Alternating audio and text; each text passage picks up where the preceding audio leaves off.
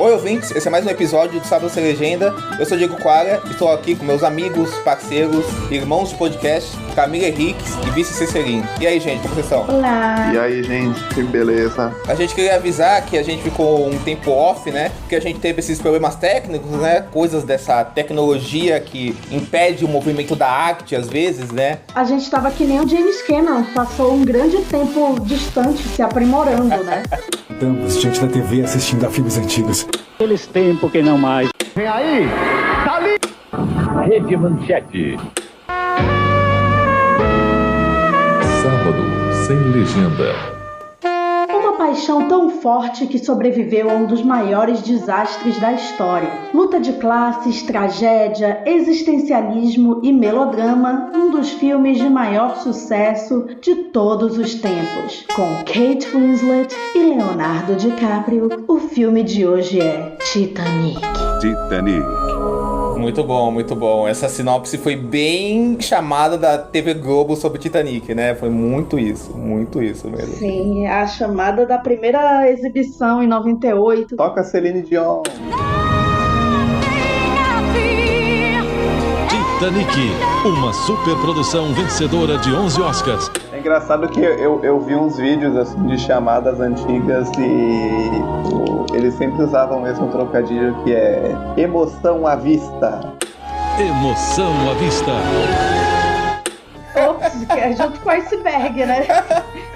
Queria perguntar pra vocês, começando pelo Vincent e depois a Camila, qual que é? Titanic é um filme, né, que todo mundo tem uma história com ele, de ter visto ele pela primeira vez em algum lugar, de ver muito ele passando, de ter alguns, né, tiveram a chance de ver ele no cinema e tal. Queria perguntar pra vocês, né, esse que foi é um filme fenômeno, né? É um filme que sempre causa... Tem muitas histórias de como a pessoa conheceu o filme, né? Queria perguntar pra vocês, como foi o primeiro contato de vocês com o Titanic? Começa pelo Vincent, depois vai a Camila aí, e aí, qual é essa história? Eu sou de 91, então eu só tinha 6 anos, né, quando saiu Titanic. Mas eu lembro do fenômeno cultural que foi Titanic, né? Acho que todo mundo que passou por essa época com alguma consciência lembra de ser um filme que ficou muito tempo no cinema. Então eu era criança, mas eu já ia ao cinema, e daí eu lembro de estar passando na TV e vi reportagens, que era um filme que estava há muito tempo no cinema, e daí tem aquela coisa de crescer com essa ideia de que é um dos melhores filmes que ganhou mais Oscars, que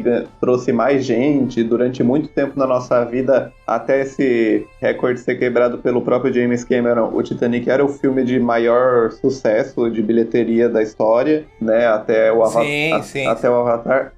Mas eu acabei vendo em casa depois, eu com certeza vi em VHS, mas uma lembrança que eu tenho muito forte com Titanic é que lá nos anos 2000 eu tava começando a ver filme legendado, assim, eu tinha 10, 11 anos e tava começando a ver filme legendado, e na véspera de estrear O Senhor dos Anéis, que era um filme que eu tava muito empolgado pra ver, assim, um dos filmes da minha vida, O Senhor dos Anéis do Peter Jackson, a gente se reuniu na casa de um tio meu, meu primo, meu pai, meu tio, pra assistir Titanic legendado, pra treinar ver filmes com legendas, pra quando fosse no cinema, né, conseguir ver o filme legendado, que eu não tinha prática ainda, né, porque era criança e tal. E eu lembro, assim, que é um filme desses que eu vivi com muito... É um filme que eu trato com muito carinho, porque vi várias vezes, e é um cinemão, claro, e às vezes quando a gente pensa na cinefilia e quando começa a gostar de cinema, a gente até meio que maltrata o Titanic numa época da vida e tal, e depois percebe o quão bom ele é, né? Então eu tenho essa relação com ele. Daí depois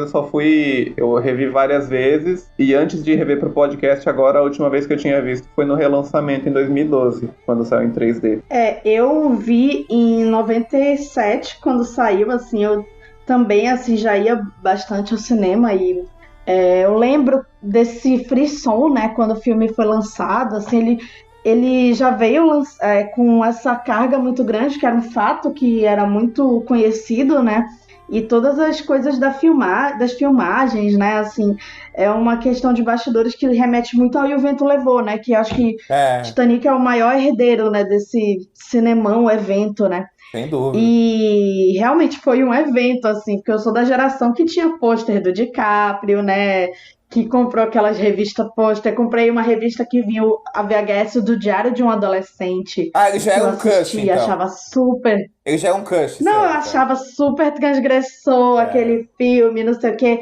Não, mas isso aí foi depois do Titanic. Ah, depois que ele viu. E eu lembro que ele tava Eu lembro que ele tava em cartaz também com o Cavaleiro.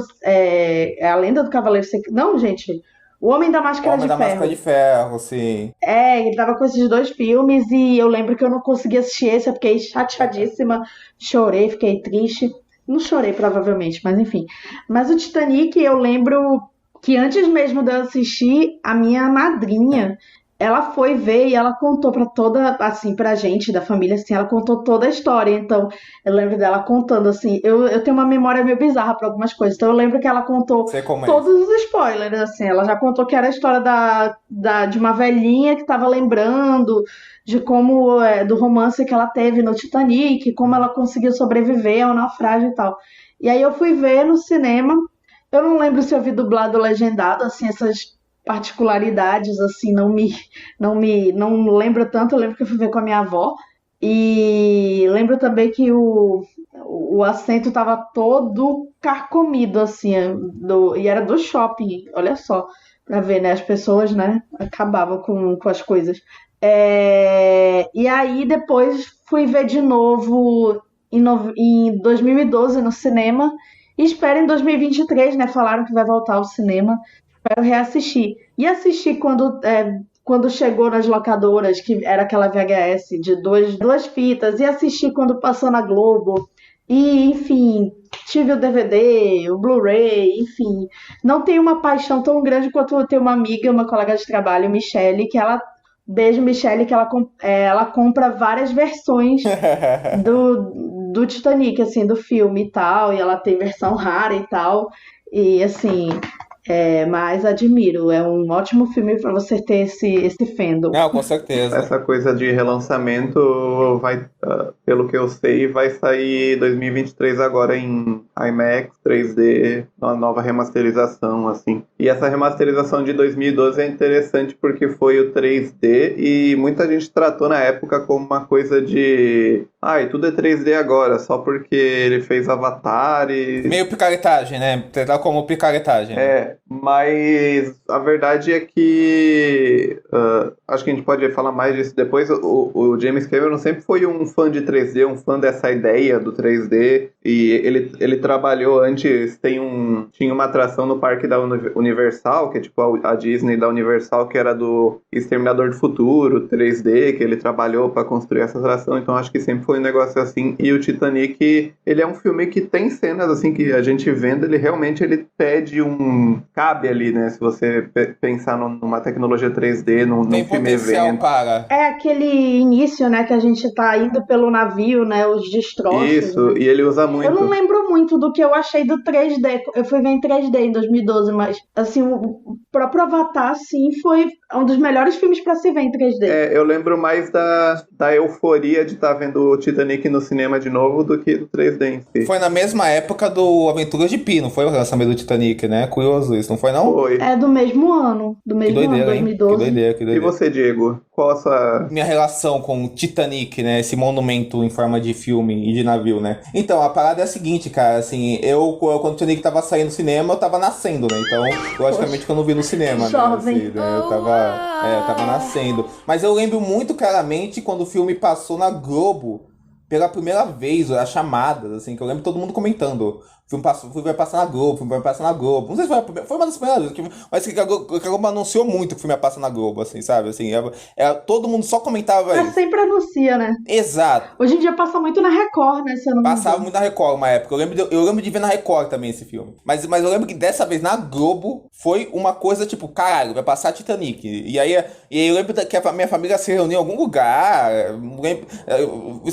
Foi na minha casa, todo mundo viu o filme junto, tal, não sei o quê.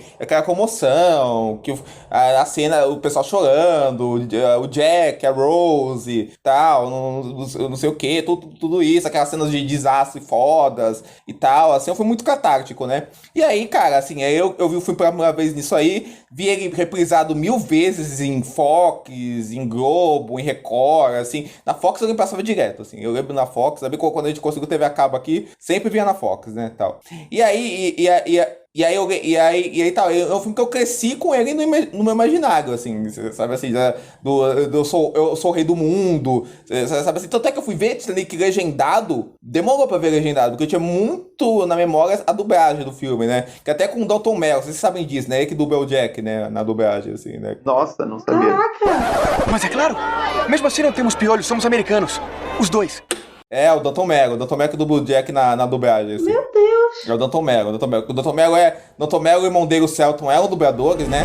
Eu sou o rei do mundo! Eu lembro muito claramente da voz do Dalton Mello no Jack, né? E depois eu vi o filme dublado, quer dizer, eu vi o filme legendado depois várias vezes e tal, não sei o quê. É um filme muito marcante, né? A gente lembra das cenas, das falas, de coisas do filme, a gente fica na nossa cabeça, né? Do pessoal comentando, é um daqueles filmes que eu falo, que é um filme que todo mundo conhece, sabe? Se todo mundo conhece o Titanic, todo mundo já conhece o Titanic, todo mundo já viu o Titanic. Tem filmes só assim, sabe? Assim, que sai desse universo só da gente que gosta de filme e vai pro mundo geral, assim. Titanic é um desses filmes, é um símbolo gigantesco desse filme. E lógico, como o Vinícius falou, com o tempo a gente vai crescendo, a gente vai ficando estúpido, né? É aquela fase que a gente fica estúpido, né? Assim, né? Que é aquela fase entre a adolescência e um pouco depois, a gente começa a rejeitar o filme, assim, por várias questões, né? Eu conheço gente que continua na adolescência, então.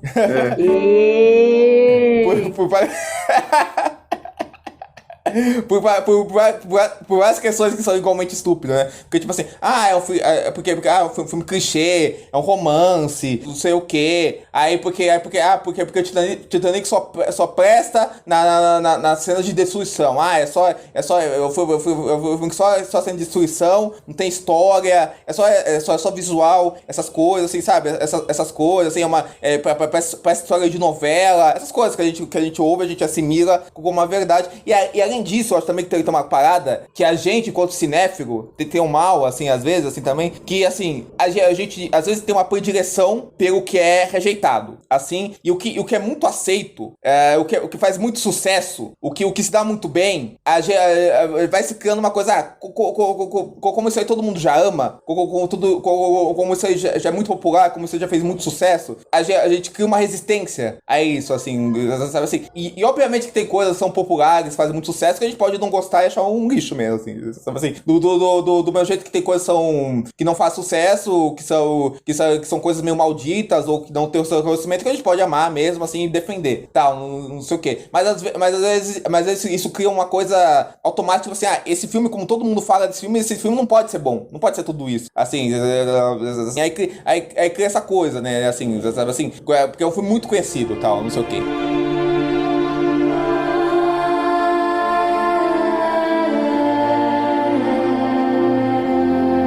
E aí, com o tempo, eu acho que com o tempo, quando a gente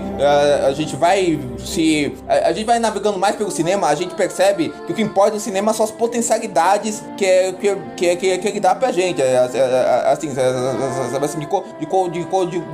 de como o filme entra no potencial desse grande romance que ele é, desse grande melodrama que ele é, desse grande espetáculo que ele é, sabe assim, quando você conhece um Douglas Sirk, e você vê um Titanic, você pensa que os caras, eles estão navegando, né? Eles estão navegando o mesmo oceano, sabe? De emoções, sabe assim? Você vê um filme do Douglas Sirk, você pode pensar assim, essa história é clichê, essa história é mais do mesmo, não tem nada demais nessa história, nessa trama, mas a questão é como ele desenvolve o sentimento, e constrói o sentimento, e constrói as emoções dessa história, como ele te coloca nessa história, né? Como ele usa a imagem a favor dele, sabe assim? Como ele confia no que é clichê, clichê, no que é básico, no que é simples mesmo, pra você construir isso, sabe assim, você acaba se desligando desses preconceitos do cinema, quanto mais você conhece o cinema, aí você volta pro Titanic e você vê que é realmente um grande filme, que é um puta filme, assim, e a forma que ele constrói essa aparente simplicidade dele é muito complexa, é muito encantadora, e os elementos básicos do cinema, que é o quê? É emoção, é imagem, é visual, é a nossa relação com aqueles personagens, com as emoções daquele personagem, com aqueles sentimentos, né? Que essa coisa marca muito o cinema do James Cameron, né? Esses dias, até no nosso grupo no grupo do Feito por Elas, alguém compartilhou, foi o Diego, acho que compartilhou aquela enquete, né? Quem você eliminaria? Fui eu. Que tinha o James Cameron, o Steven Spielberg. Vocês já sabem que o Diego eliminaria, né? E daí a gente falou de como as relações entre eles e de como o James Cameron não existiria sem o Spielberg, né? Porque são esses cineastas aí, filhos da própria nova Hollywood, cineastas que vêm depois da era do blockbuster e tal. E o James Cameron, eu acho que ele sempre uniu muito isso, assim, de querer fazer filmes, às vezes, levado mais do que qualquer outra coisa pela tecnologia. Claro que Avatar é o exemplo que a gente mais tem, né? Mas o exemplo que a gente tem de mais claro, né? Porque foi o ápice dessa última onda do 3D. Mas tem, né? Os filmes que ele fez nos anos 90, nos anos 80, também são muito levados por essa coisa de fazer um cinema de atração mesmo, né? Essa expressão é muito usada em teoria cinematográfica, em crítica e tal, mas ela diz respeito a isso mesmo, um cinema meio que retomando uma coisa do porquê que o cinema nasceu, de ter nascido como essa coisa de levar o público para ver algo que ele jamais conseguiria ver em casa, né? Então, e o Titanic eu acho que é um filme que entra nisso, assim, como ele tem uma coluna central que é isso, mas ele tem muitas camadas aí, né, também. E é engraçado que é tanto tempo atrás, o Titanic é de 97, ele tá fazendo 25 anos, esse ano fez, né? E o próximo filme de ficção que o James Cameron fez foi Avatar, então ele passa muito tempo produzindo, muito tempo nesses projetos, né? Até tinha piada de que, nossa, Avatar vai ganhar uma continuação agora mais de 10 anos depois. Faz o que? 12 anos do Avatar? Mas não, faz... 13 anos. De 2009, né? Mas o James Cameron sempre foi meio assim de, não, vou produzir isso, e quanto mais dinheiro, mais cacife ele tem na indústria, mais ele tem essa possibilidade de ter mais tempo para trabalhar, de chegar no resultado que ele quer antes de entregar o filme, né? Como se fosse só mais um blockbuster do ano.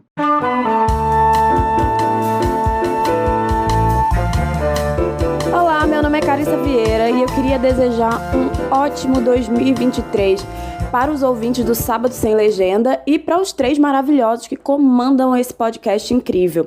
E em 2023 eu queria muito ver vocês comentando o filme Xanadu. Sim, eu quero ver vocês falando desse filme, porque esse filme é realmente algo único e eu queria ver, ou melhor, ouvir as opiniões dos 3 sobre essa obra musical que é realmente diferenciada.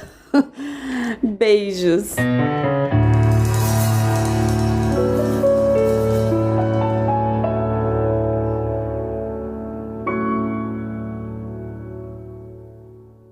E acho que ele já era um cara muito importante para o cinema, né?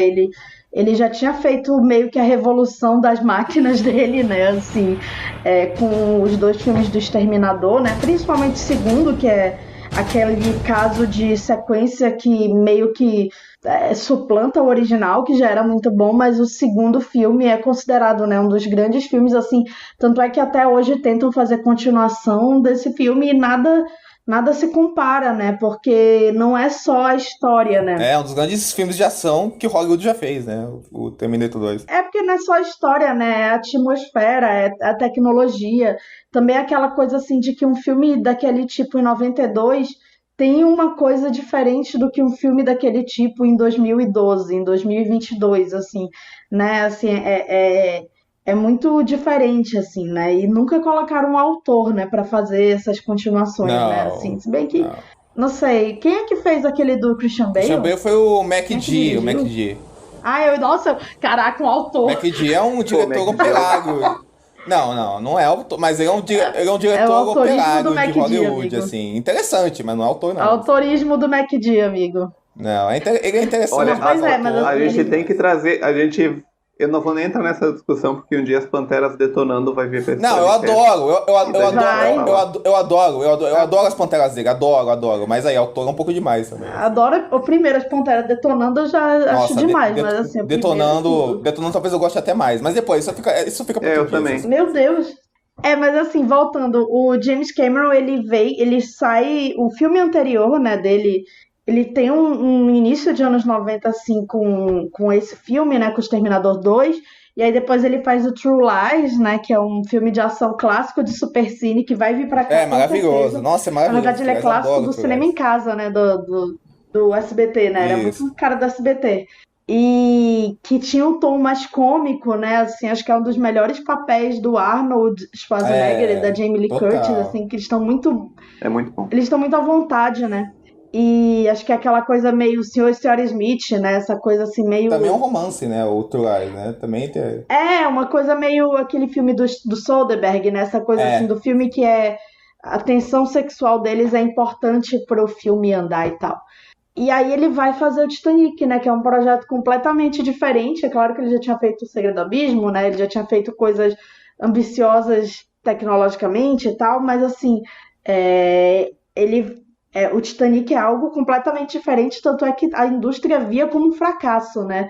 Por todos os gastos, por serem dois atores desconhecidos. O DiCaprio era o mais conhecido, assim, mas não era um ator que movimentava multidões, né? O Romeu e Julieta dele tinha sido sucesso porque era Romeu e Julieta, né? Assim, ele era meio que um Timothée Chalamet, né? Assim, ele é uma não boa era... comparação, né? Porque ele vinha de uma indicação ao Oscar, né? Pelo Gilbert Grape, né? Ator de Sonhador. Ele tinha feito até o filme que você mencionou. Ele fazia sitcom, né? Fez aquele Grant Pines, eu acho que é o nome, assim. Ele fez essa sitcom, assim.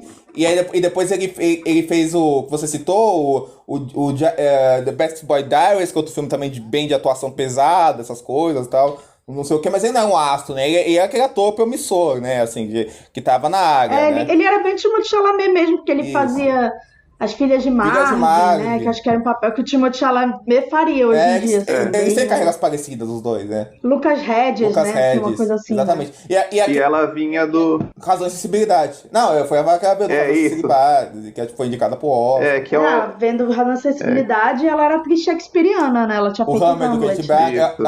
Ela fez também um filme que eu adoro, do Peter Jackson, que ele é uma gêmea, assim, adoro esse filme. Amo. Foi o primeiro filme dela, não tinha feito nada, que é maravilhoso.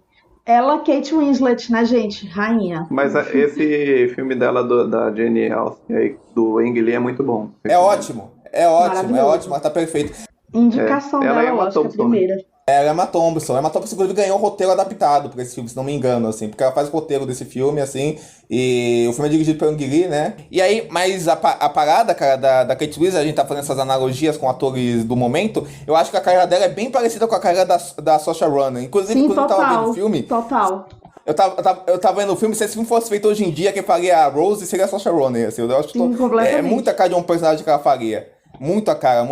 Acho que elas têm carreiras bem parecidas, assim, sabe? E ela também já era uma atriz promissora, mas era uma atriz mais desse circuito, vamos dizer assim, mais alternativo, não sei se é a palavra, mas algo nesse britânico, assim, né? Esse drama de prestígio britânico, né? É aquela jovem atriz respeitada, assim, né? Mas não é uma atriz popular, né? Assim, aí ela veio pro Titanic, né? Assim, e também eu acho que o Titanic vinha muito dessa coisa, esse fantasma do Waterworld, né? Essa maldição da água em Hollywood, né? Tinha esse papo antes do Titanic. Caraca. A maldição da água em Hollywood, né? O ator foi a grande promessa do Kevin Reynolds com o Kevin Costner, né? Foi o filme dos dois, na verdade, né? O Kevin Costner, inclusive, dirigiu parte do filme, né? Eu lembro de Sessão da Tarde, mas eu teria que rever. Nunca viu até hoje, nunca vi. Eu conheço de fama e tal. Mas era legal mesmo. Não, eu quero ver. Nossa, amigo. Inclusive o Kevin Reynolds, pra mim, é um diretor interessante. Eu adoro o Robin Hood dele, adoro o Kevin Costner, assim, né? Eu não sei como até hoje eu não vi esse filme, mas acabou que eu não vi. assim, né? Assim, mas o filme foi um grande fracasso e acabou rolando eu acho que esse medo, né? Assim, tipo assim, uma coisa com água, essa ambição, sabe, assim, o carro...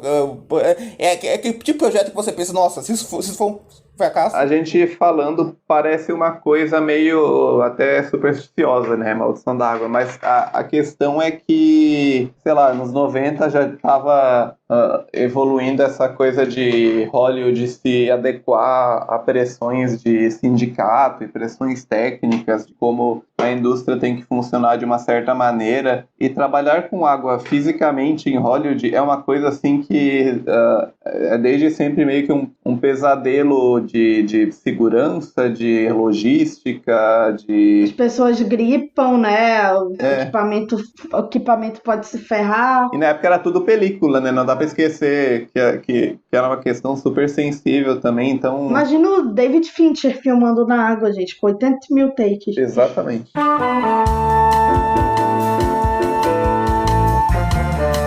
Olá, aqui é o Carlos Carvalho e eu participei dos programas 7 de Ligadas pelo Desejo e 13 de Chamas da Vingança.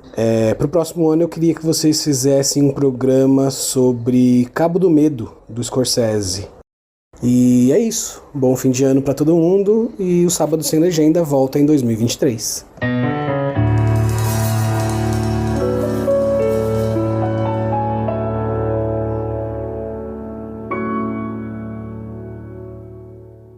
E a gente falou da carreira do James Cameron e um dos grandes filmes dele é o Aliens, né? O Aliens, verdade. Ele é bom de sequência, né? É o filme que fica ali logo depois do primeiro Exterminador, e tem gente que acha melhor que o primeiro. Eu prefiro do Ridley Scott, mas tem gente que gosta mais do... Acho quase tão bom quanto, eu adoro. Eu acho eles... Eu amo os dois de formas diferentes, não sei dizer. Eu acho que os dois são maravilhosos, assim, e, né, primeira estrela de ação, né, Jennifer Lawrence. Eu vi um vídeo no TikTok sobre isso. Inclusive o James Cameron é curioso, né, porque ele tem toda essa imagem de ser um cara turrão, assim, ele tem várias tretas dele com executivos, com o pessoal da equipe, não sei o que, parece que ele é um cara difícil de se lidar, tal, assim, e ele trabalha com esse cinema de espetáculo, que é muito ligado com um senso de brutalidade e tal, não sei o que, mas eu acho curioso, até tava comentando isso com um amigo meu, do Twitter, das redes sociais, o Caio Machado, um abraço pra ele, que o James Cameron, ao mesmo tempo, o cinema dele é um cinema que é muito romântico, tem uma simpatia muito grande pelas mulheres, assim, sabe assim, tem uma questão com personagens femininas em vários filmes dele, desde o Terminator até agora, assim, sabe, assim, uma questão com romance, assim, e sempre também tem uma temática social, política, dentro da história, assim, sabe, e o James Cameron mesmo, ele é uma pessoa muito ativista, ele tem um viés bem progressista, não sei o quê, e ele incorpora isso nas histórias dele, assim, na visão de mundo dele, e como ele incorpora aqueles mundos que ele cria, de uma forma muito interessante, né, assim, você pode ver a questão ambiental no Segredo do Abismo, que também tem no Avatar, que é a questão de classe no Titanic, assim, você pode ver a questão no Terminator 2, né, que o vilão do filme é um policial, assim, né, e no próprio Aliens tem a inserção dessa coisa que ele repete no Avatar aí, que é o do militar obcecado, né, essa coisa do militarismo e da colonização. A colonização também é um tema importante. Os militares do cinema dele sempre são meio vilanizados, né? Os militares do cinema dele são uma coisa meio vilanesca, assim, né? Inclusive, o James Cameron escreveu o roteiro do Stranger Days, da Catherine Bigelow, que era casada com ele, né? Assim, que é um filme espetacular, né? Assim, e o Stranger Days fala muito sobre a violência policial. E a questão do racismo em Los Angeles, assim. E é um filme que tem muita relação com o que aconteceu com o Rodney King, assim, lá em Los Angeles, assim, dentro dessa temática do cyberpunk, assim. Esse é uma obra-prima, né? Eu amo, é uma obra-prima, assim, pra mim a melhor coisa que o James Cameron fez na vida é o roteiro do Stranger Days, assim, apesar dele ter várias obras-primas na carreira, assim, mas essa junção dele com a Catherine Bigelow, que também é uma gênia, né, rendeu uma obra espetacular mesmo, assim, e eu acho... Era um power couple, né? O que é, ô Vincent? Os dois eram o power couple, O né? Power Couple. Catherine Bigelow e... Inclusive, o James Cameron é produtor do Quando Chega a Escuridão, que é outra obra-prima da Catherine Bigelow também. E eles quase fizeram... eles fizeram roteiros pro Homem-Aranha e pro filme do X-Men. Assim, que é... O Homem-Aranha é seu DiCaprio, né? O DiCaprio tava cotado, assim, que eles fizeram o roteiro juntos e quem ia dirigir era a Bigelow. Assim, só que aí os dois filmes nunca foram pra frente. Assim. Uma coisa do Titanic que ele acabou... claro, né? Tem essa coisa esse medo na época da produção, que o filme não fosse dar em nada, que fosse um fracasso, por causa disso, por causa das obsessões, né? A história tá aí pra provar o contrário, né? Pra provar que, como a gente falou aí no início, na nossa relação com o filme, é um filme tão grande, tão marcante, tão um fenômeno cultural que todo mundo tem alguma história com ele. E é um filme que ganhou 11 Oscars, né? Que Sim. Um dos poucos filmes que ganhou tanto, eu acho que além dele tem o Ben-Hur, o Senhor dos Anéis foi depois, né? Mas acho que antes dele era só o Ben-Hur. Não sei se tem mais algum antes. Não sei se o Vento Levou, talvez. Não, 11 foi esse e o Titanic e depois o Senhor dos Anéis. Só esses três, então. E montagem, direção de arte, mixagem e edição de som, trilha, figurino, efeitos visuais, fotografia, direção, tudo que fica muito claro, muito evidente aí assistindo ao filme, né? São Oscars, assim, muito merecidos. E ele só perdeu 3. Ele foi indicado a melhor atriz coadjuvante para Gloria Stewart, né? Que é a Rose mais velha. Uhum. E perdeu para Kim Basinger, né? No Los Angeles Cidade Proibida. Sim. E a Kate Winslet foi indicada como atriz e perdeu para Ellen Hunt em Melhor Impossível. Que era a única americana. A Ellen Hunt era a única americana indicada na categoria. Maquiagem que perdeu para MIB, né? Maquiagem e cabelo, né? Que é a categoria aí.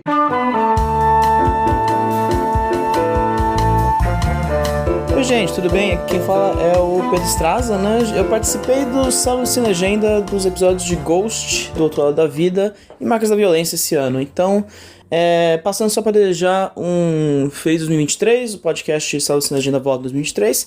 Eu queria aproveitar a ocasião para pedir, né, aos colegas de bancada aí deste podcast maravilhoso que gravam, né, um episódio sobre Fuga de Nova York, né? Porque já teve Cronenberg, não vai ter John Carpenter? Que porcaria é essa? Enfim, um abraço a todos.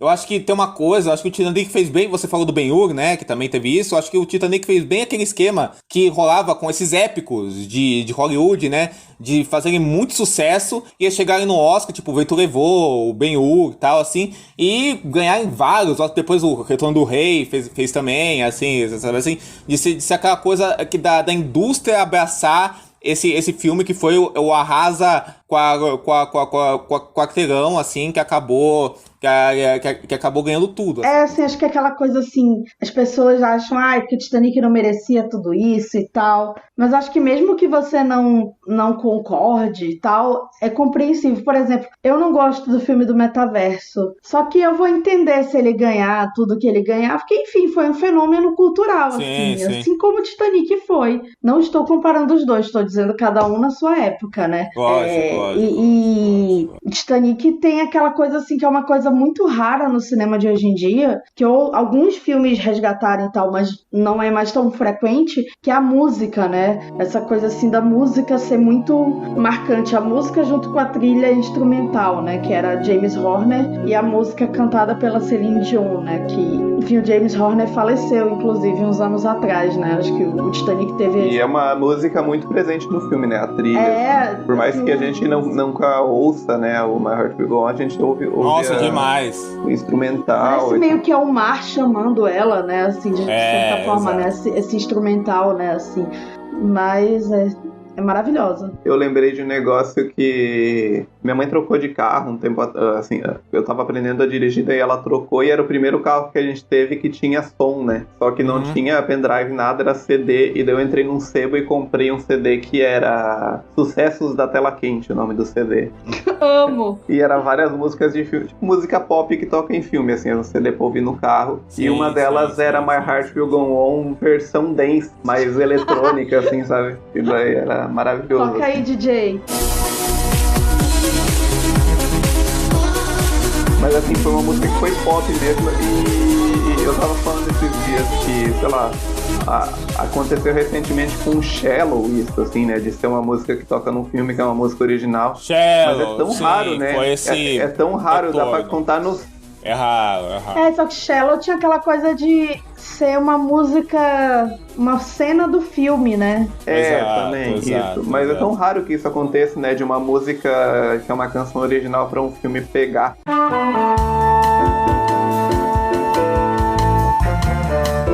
Oi, gente.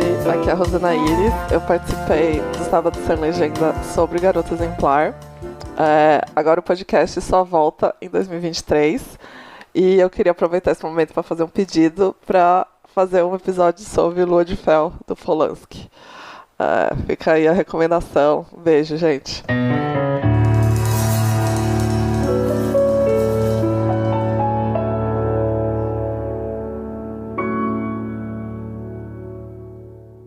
Mas assim, é legal, assim, o Titanic, né, ganhou o Oscar de música original, né, ganhou canção original, né, o Oscar, e quem anunciou foi a Madonna. Olha assim, só. Eu acho que foi porque a música do Evita tinha vencido o ano anterior, e aí a Madonna, assim, bem irônica, ela abriu o envelope e ela falou, nossa, que surpresa, Titanic, My Heart Will Go On.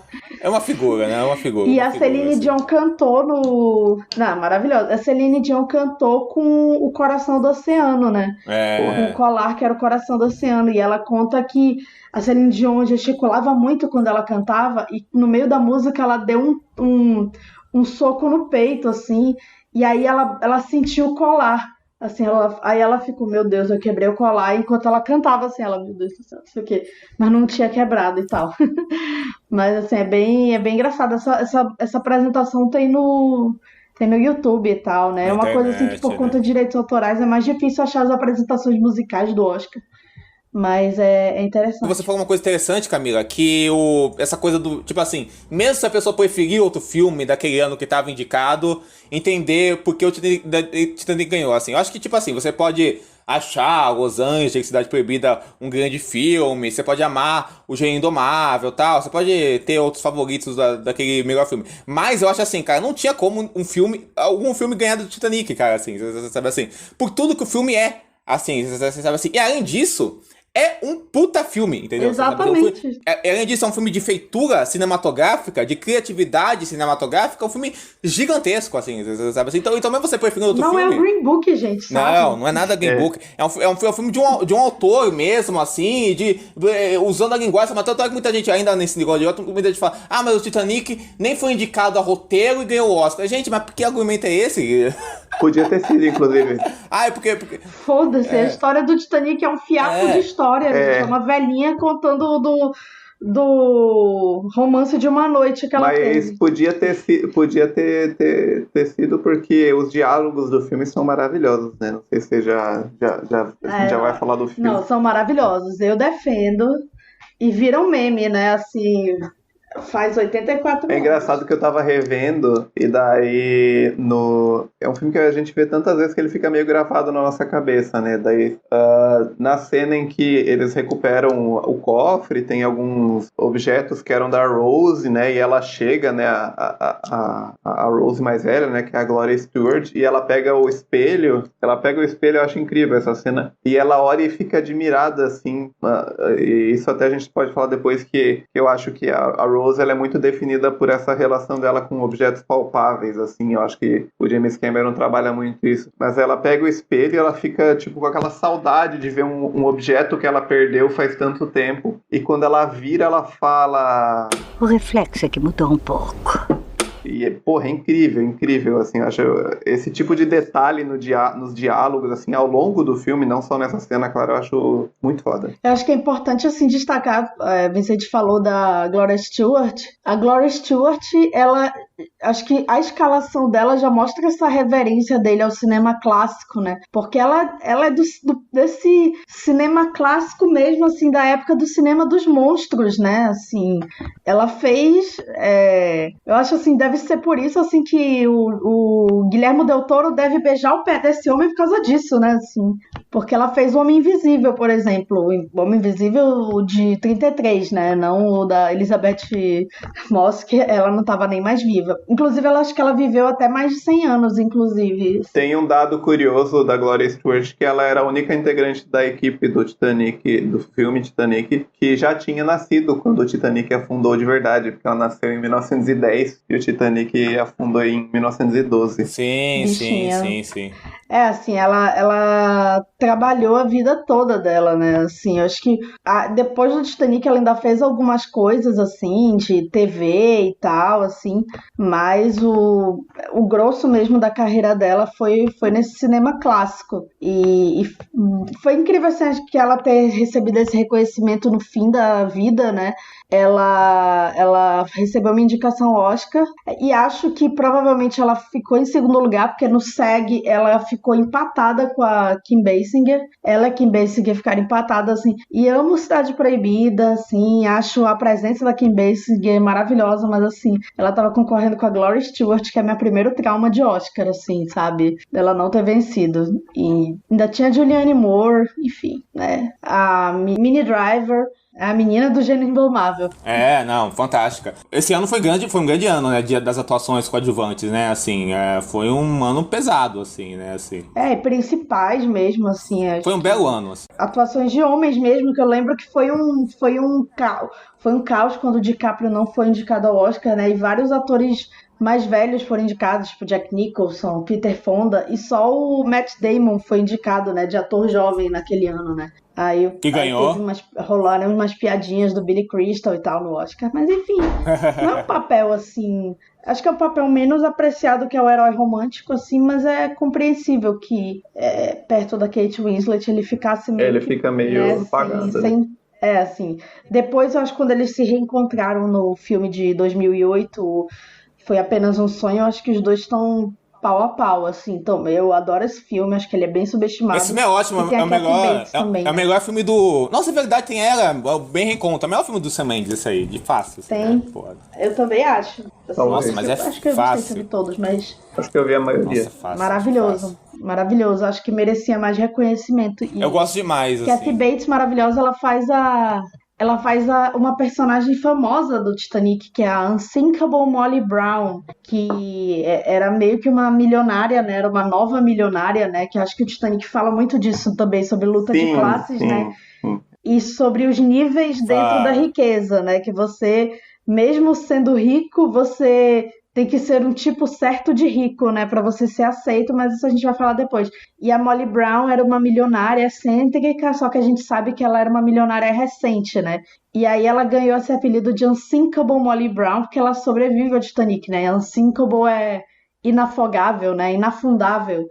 E tem até um filme dos anos 60 com a Debbie Reynolds, que é um musical, que se chama Unsinkable Molly Brown, que é sobre a Molly Brown, assim. Então, rapaz, é interessante isso, assim, que o próprio Titanic, ele foi tema de vários filmes, né, assim. Eles abordaram o naufrágio, mas é curioso que depois do Titanic de 97, não é nem curioso, né, é porque é difícil tocar nesse tema de novo, mas nenhum grande filme foi feito sobre isso, né, assim, nos anos 50 e tal, era mais comum, no próprio anos 90, né, tiveram outros filmes. A gente tava comentando aqui, teve uma minissérie, daquelas minisséries de duas partes, a Catherine Zeta-Jones, o Peter Gaga, o Justin Scott, o Tim Curry.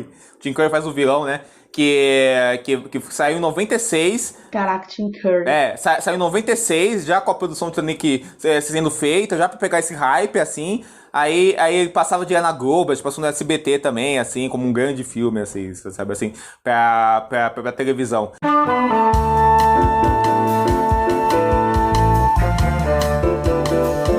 Oi, gente, tudo bom? Aqui é a Bia Zasso. E entre os meus pedidos de ano novo, Eu quero muito que em 2023 tenha um episódio no Sábado Sem Legenda dedicado à Glória, do John Cassavetes. O filme passou na TV, foi vendido como um filme de gangster protagonizado por uma mulher super forte, né, que é a Gena Rowlands, mas o filme tem muito mais camadas, muito mais mistérios do que ele aparenta ser. Ele é muito mais do que ele aparenta ser. E eu acho que é a cara do Sábado Sem Legenda fazer aí um episódio todinho dedicado à Glória do John Cassavetes.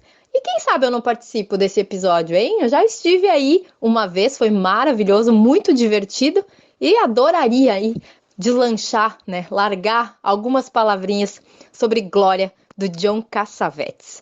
É isso, beijos da Bia e até 2023.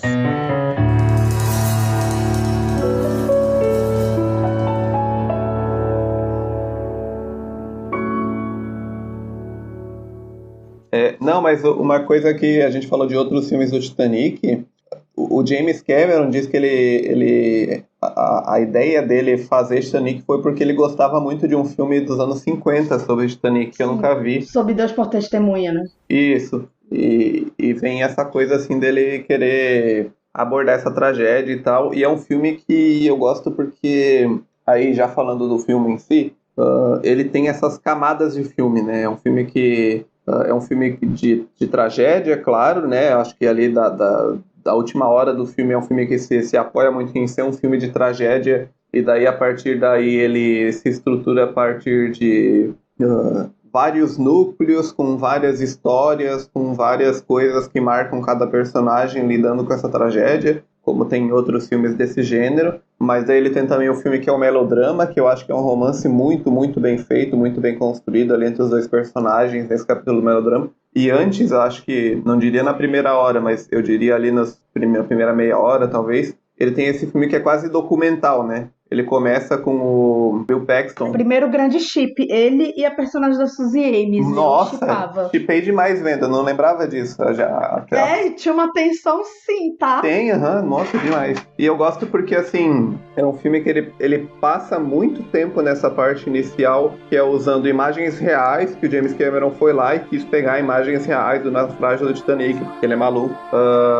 E ele vai mostrando essas cenas, né, alternando com aquela coisa de curiosidade dele falando com a equipe, porque eles estão atrás do colar. E eu acho que toda essa parte que a gente é apresentado a Rose velha, não sei o que até, sei lá, algum aluno de faculdade de roteiro pode dizer que é desnecessário, que o que importa é o que tá lá no meio, mas eu acho que toda essa primeira parte ela serve muito pra meio que, depois que a gente passou por tudo isso, quando a gente volta pro passado, aquilo é realidade. Então acho que constrói muito bem isso, assim. E até mesmo nas relações visuais que a gente vê, né? Às vezes a gente vê... O filme usa muito isso, esses raccords, né? Esses cortes que tá passando por uma filmagem submarina, e daí tem, sei lá, uma sala, né? Meio que toda destruída pelo tempo e tal. E daí corta e a gente vê a sala, né? No seu esplendor ali, quando o navio era novo e tal. Então acho que ele usa muito essa primeira parte pra meio que justificar todo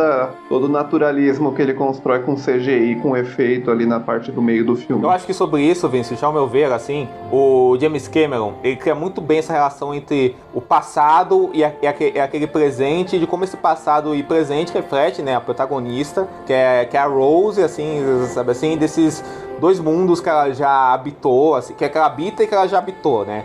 Assim, de como essa ideia de passado e presente está dentro da formulação do filme em si. Porque, como você falou, é um filme clássico, assim, um melodrama clássico, assim, da menina rica, que odeia o mundo ao redor dela, que se sente feliz ao mundo ao redor dela, odeia o cara que ela vai casar, odeia a família, assim, acha tudo uma grande bobagem, assim, sabe, assim, aquele mundo burguês que ela vive, assim, e se encanta pelo menino pobre, assim, que é um menino pobre, idealista,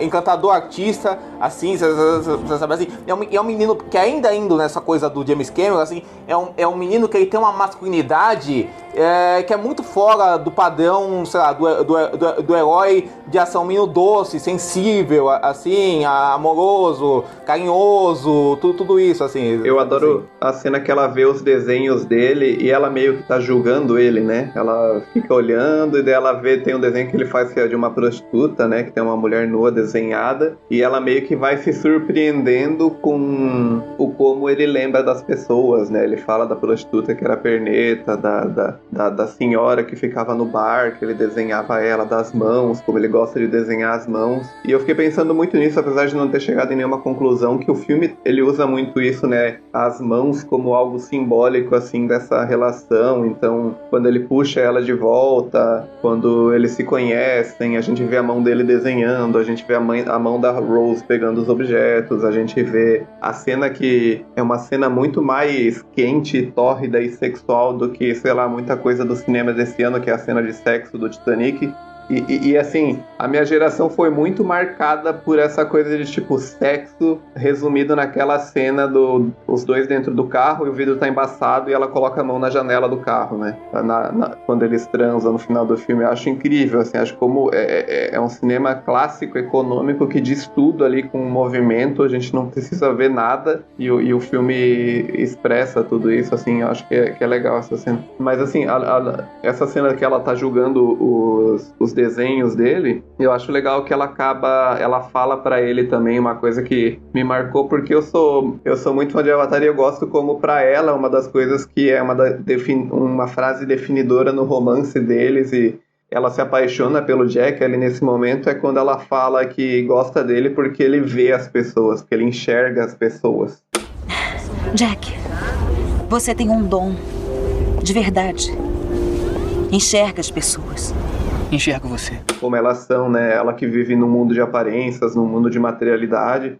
E no Avatar tem a saudação Na'vi, né? Que é do povo lá, que é Ongati Kameo, que é eu vejo você, que é um equivalente a eu te amo, né? Que é você enxergar a pessoa como ela realmente é. Então acho que é bonito, assim, e tem um eco, né? Essa coisa de como o James Cameron vê a relação, como ele vê o amor, talvez. Acho bem bonito isso. Eu acho que tem duas coisas aí. Eu acho que o James Cameron, ao meu ver, assim, né? Ele pega esse negócio do melodrama clássico e ele usa a tecnologia, o máximo da tecnologia daquele momento, para dar vazão a uma modernização de como você visualiza esse melodrama clássico, assim, ao mesmo tempo que você não abandona o classicismo ao redor daquele melodrama. Esse classicismo continua em tudo que você está falando, modernizado por como é que são os ambientes, como é que constrói essa cena de ação. Ao mesmo tempo que você tem um classicismo muito forte, né, nessa sutileza, nessa sequência, você tem também esse senso que ele tem da ação, do desastre, do movimento no último ato do filme, que é maravilhoso, assim, sabe assim? Mas já é deslumbrante a ambientação que ele faz desse cinema clássico e de reconstruir aqueles cenários por meio da tecnologia, assim. Então você reconstrói, você não reconstrói só uma época, você reconstrói um tipo de cinema, assim, sabe? Você reconstrói uma ideia de cinema, essa ideia de classicismo, essa ideia da história de amor da mina rica com o garoto pobre. E outra coisa que eu acho que o James Cameron é também, que o pessoal diz muito, né, que o James Cameron é o mestre do blockbuster, é o mestre das continuações, é o mestre da ação, é o mestre do... Eu acho que o James Cameron também é um mestre dos sentimentos, das emoções, sabe? Assim, o James Cameron, ao meu ver, ele é um eterno garoto empolgado, assim, um eterno garoto emocionado, um eterno garoto apaixonado, sabe? Assim, ele parece que tem paixão por tudo que ele filma, assim, sabe? Assim, ele tem paixão pelos personagens, pelos ambientes, pelas relações dos personagens, assim, sabe? Ele filma tudo de uma forma muito apaixonada. Assim, sabe? E os personagens dele sentem um amor muito... que o pessoal pode falar, é um amor irreal, é uma fantasia, sabe assim? Mas ele compra essa fantasia de um jeito muito palpável, assim, eu vejo uma relação muito com o George Lucas, assim, com os filmes do George Lucas, principalmente a trilogia prequel de Star Wars, acho que tem muito disso. E eu lembrei disso porque você falou dessa paixão do James Cameron e tal, e tem uma coisa da biografia dele que eu gosto, eu nunca li nada, uma biografia mesmo dele, assim, mas é uma história meio conhecida que o James Cameron, antes de trabalhar com cinema, ele foi caminhoneiro, e dizem que nos anos 70, não sei se agora foi nos anos 70 ou se foi nos filmes mais novos, nos anos 80, foi quando ele viu o Star Wars do George Lucas, na época, que ele se apaixonou por cinema e decidiu, vou pra Hollywood trabalhar com qualquer coisa, e ele até começou aí em bastidores, ele trabalhou com o Carpenter, né, ele fez aqueles cenários desenhados, né, do Fuga de Nova York, né, e ele tem nessa coisa artística mesmo, né, inclusive no próprio Titanic, os desenhos todos do Jack Jack são desenhos do James Cameron, e a cena que ele desenha a Rose é uma truncagem aí, porque James Cameron ele é canhoto e ele desenha com a esquerda e o filme inverte isso. Mas eu gosto assim que ele é um cara que, como você falou, às vezes tem uma simplicidade assim, né, nas histórias. Se você for pensar em trama, não tem nada assim demais na história do Jack e da Rose, que é aquela coisa, ele é o cara pobre que encanta ela e tira ela daquele mundo. Só que eu acho que a força do romance, ela vem nesses detalhes que a gente fala, assim, essa coisa do eu vejo você, que ela fala dele, essa coisa do desenho, a coisa do como ele constrói a Rose como uma personagem que ela tá presa a uma materialidade. Então, tudo que traz a Rose para baixo, tudo que faz da vida dela uma vida miserável, uma vida triste, é ter posses, é ser rica, é estar presa a essas coisas todas. Até a forma como ela descreve o maior tesouro do filme, né, que é o colar de diamante, ela fala, era uma coisa horrível, pesada. E o que ela vai fazer com esse colar no final do filme, né, tem todo esse simbolismo de que é como que ela... Eu gosto de pensar que é aquela coisa, ela concorda em ir pro barco do Bill Paxton, não para ajudar ele, não para contar a história, mas é porque ela quer ter essa oportunidade de jogar o colar. Ela quer meio que fechar esse ciclo na vida dela. Sim, é como se fosse o Jack, né, assim. É como se fosse um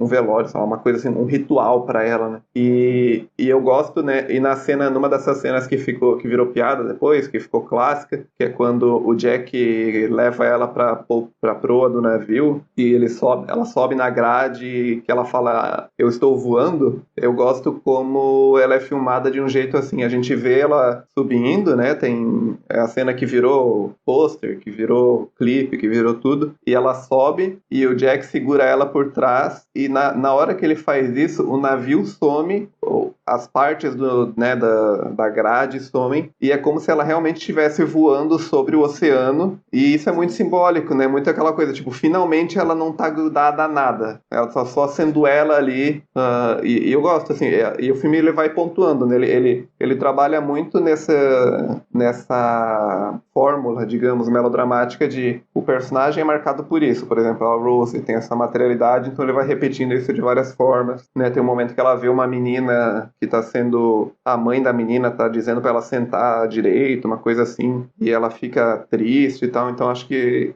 isso em vários outros personagens, né? O personagem do engenheiro do navio, que no final tem uma cena que ele tá arrumando a hora do relógio. Então tem essas... o filme vai martelando nos personagens. Eu acho que a força dele vem mais disso do que, sei lá, da história em si. Oi, eu sou o Ronaldo Trancoso e eu participei do episódio sobre o povo contra Larry Flint. O Sábado Sem Legenda volta em 2023 e eu quero que tenha um programa sobre Showgirls.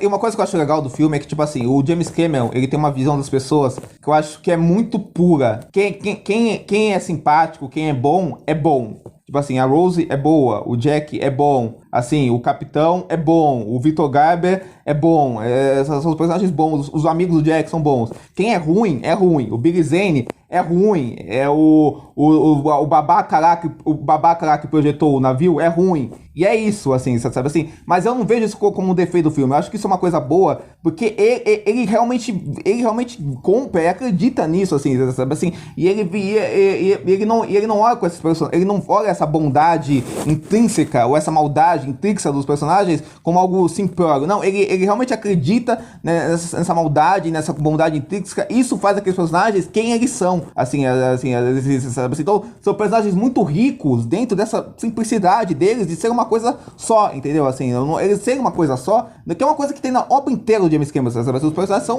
uma coisa, mas ele vai adicionando outras coisas, essa uma coisa que eles são, sabe? Assim, as histórias dele andam de uma linha reta, assim, sabe assim? Mas essa linha reta que ele vai andando adiciona muita coisa, assim, sabe assim? Todo o romance do Jack e da Rose, assim, sabe? É muito simples, mas várias coisas fazem com que a gente se encante com aquele romance, assim, que vê uma coisa muito particular, assim, além do fato do DiCaprio e daquele jeito, tem muita química, assim, sabe, assim, eles têm muita química, assim, e os personagens, você vê que eles têm um entrosamento muito grande, mas um entrosamento porque existe essa fé nos personagens, assim, sabe, assim, então essa simplicidade não é um problema, ao meu ver, assim, sabe, assim. É interessante essa coisa, assim, da bondade, assim, do compasso moral do filme ser muito certo, assim, como um bom melodrama, assim, da gente saber pra quem a gente vai torcer, enfim, que é meio que essa herança do cinema clássico mesmo. Eu tava falando com o Diego ontem, né, que lembra muito, assim, é muito David Lean, né, é muito, ele falou Douglas Sirk, né, Cecil B. DeMille, né, assim, é esse grande épico, né, em grande escala, que hoje em dia não é feito mais, né, hoje em dia é feito com uns atores vestidos de boneco, né, mas enfim, não tem esse charme, né, não tem essa coisa assim.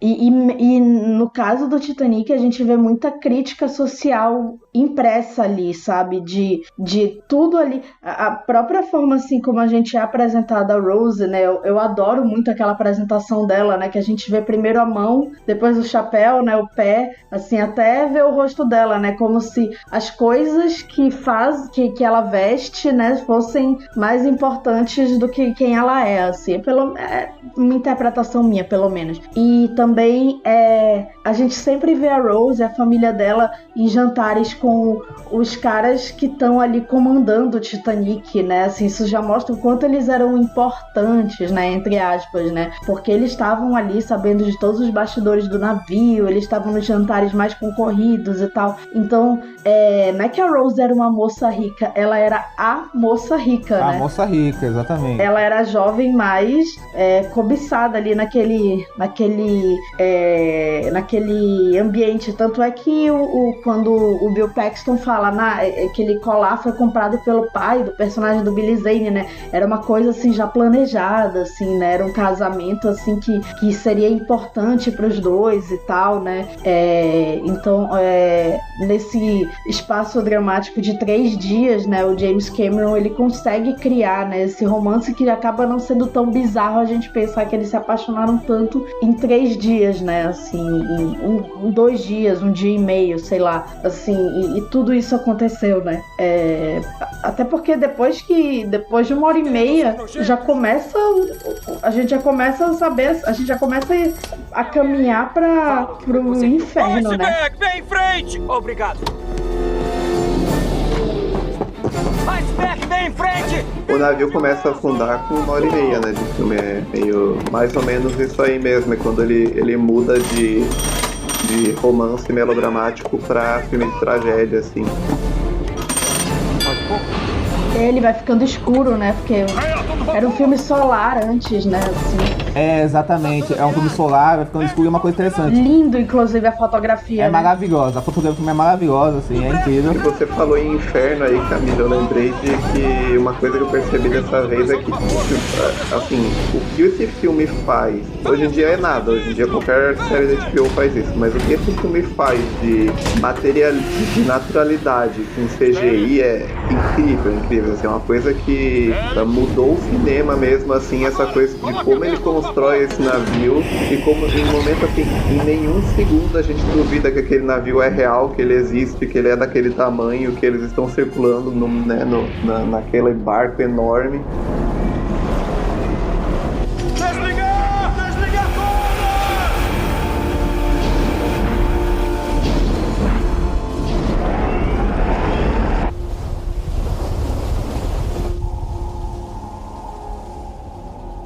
Por que não está virando? Está todo virado! Está, sim, senhor, todo virado!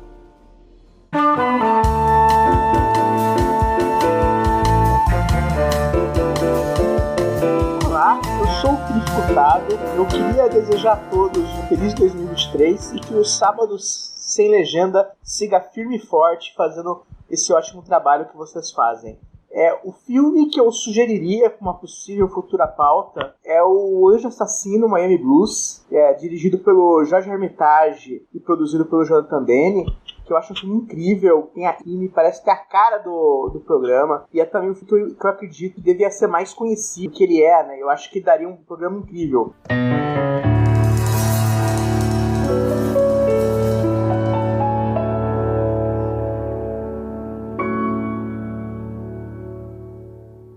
E eu gosto como ele tem umas cenas em que ele usa um plano de sequência falso, assim, uma coisa de que a câmera se move ao redor, e até o momento em aquela coisa, quando o Jack vê a Rose pela primeira vez, que o Fabrício, lá o amigo dele, fica zoando, ele fala, ela tá lá no céu, ela é tipo um anjo, você nunca vai chegar perto daquilo, né, como se ela fosse realmente lá num paraíso. E quando eles vão se apaixonando, eles vão se juntando, e depois daquele jantar o Jack leva ela pra festa dos pobres lá embaixo, tem essa coisa que é quase um simbolismo de inferno mesmo, e no momento da noite em que eles vão acabar lá transando no carro, né, no compartimento de carga, eles descem e vão acabar na casa de máquinas, tudo pegando fogo, tudo vermelho, parece que ele leva ela pro inferno e é lá onde ela quer ficar, né, e é demais, assim. E nesse negócio, assim, nesse último dia, nessa última noite, eles andam praticamente por quase todo o navio, né? É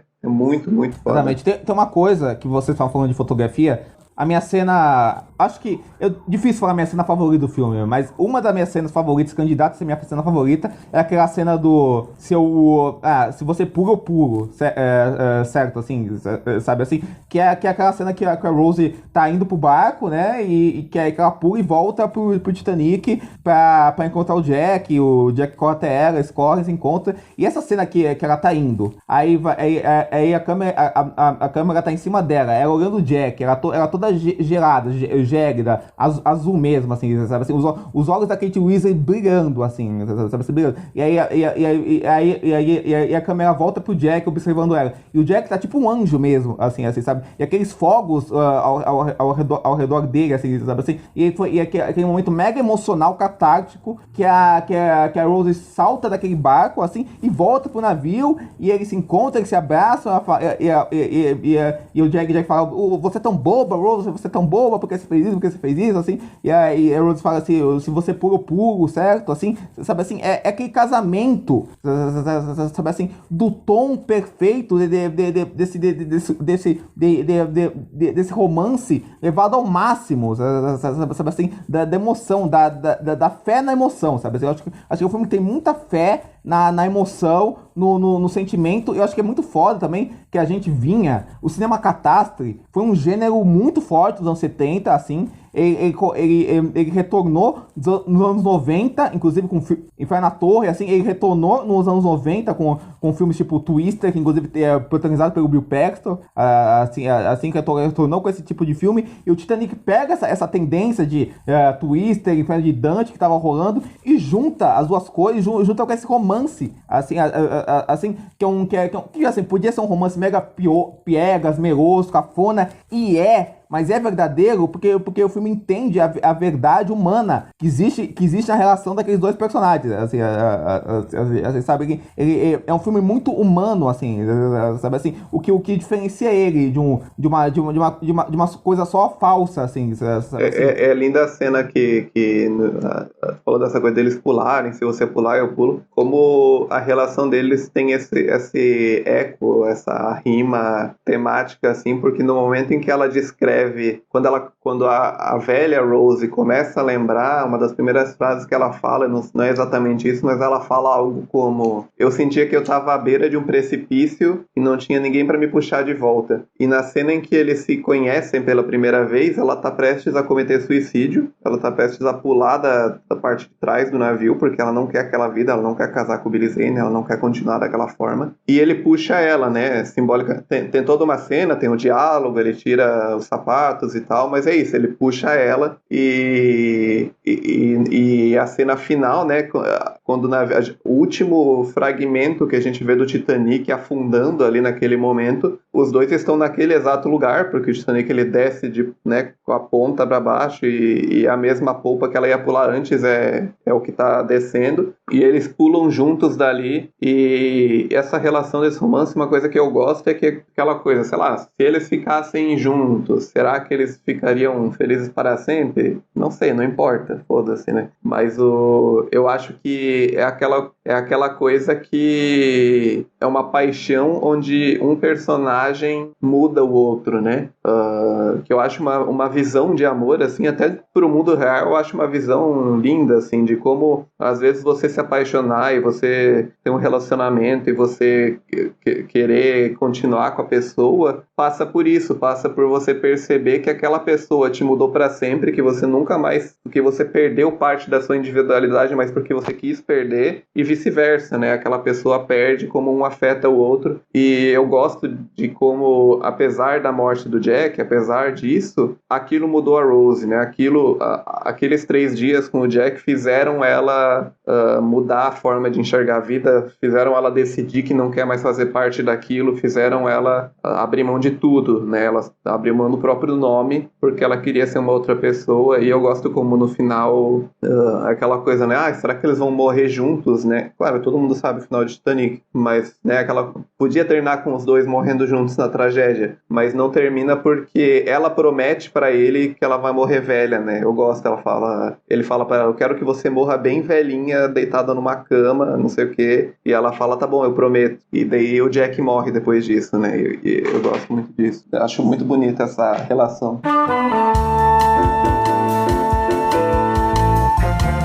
Oi, gente, David da Purificação aqui, do podcast Pinguim Dançarino. Eu participei mais cedo esse ano do Sábado Sem Legenda sobre Fresh. Não sei se vocês ouviram, né? O pessoal que eu conheço que ouviu falou que foi um ótimo episódio. Não sei dizer, porque eu odeio fazer juízo do valor das coisas que eu faço, né? Mas espero que seja verdade no fim das contas. Queria desejar boas festas aí pro pessoal do Sábado Sem Legenda, né? Agradecer pelo convite, assim, desejar os parabéns pelo projeto, né? Eu acho que não são todos os projetos que a gente vê que realmente está empenhado em discutir a linguagem cinematográfica, ainda mais de um jeito tão específico igual o Sábado Sem Legenda, né? Com essa abordagem de filmes de supercine e tal. E minha dica para filmes que tem que ter no próximo ano, tem vários, né? Eu dei uma diegada assim fazendo a lista, mas um que eu não sei se encaixa muito na proposta de ser um filme supercine, mas eu adoraria assim ver o time de Sábado Sem Legenda comentando, né? Porque sempre que o assunto descamba pra Hollywood clássica, assim, me pega muito, que é o Crepúsculo dos Deuses, o Sunset Boulevard do Billy Wilder. Mas dentro da proposta de filmes que passavam no supercine, né? Eu acho que tinha muito que ter A Casa de Vidro 2 e A Mão que Balança o Berço, né? Não só por serem de suspense, mas porque são filmes que eu me lembro muito forte, assim, de ver passando no Supercine, sabe? Quando eu era criança, eu ia muito pra casa da minha avó no final de semana, então tudo que eu via de Supercine era lá. Então, eles e o Eurotrip são os filmes que eu mais, tipo assim, os filmes de quando eu era criança, que eu melhor lembro de ver passando no Supercine, assim. O Eurotrip eu nunca vou esquecer, porque foi um dos primeiros filmes que eu vi, e eu vi um filme que ele tava passando legendado na televisão, e nem era o filme inteiro, né, era só uma música que o Matt Damon canta, assim, que tem legenda. Nossa, filme com legenda na televisão, né, olha que diferente. Mas enfim, é isso, né, eu espero que vocês escolham um desses, assim, de preferência o Eurotrip. Não, brincadeira, né, o Sunset Boulevard e o A Mão que Balança o Berço são ótimas pedidas, assim. Boas festas e parabéns pelo projeto, de verdade.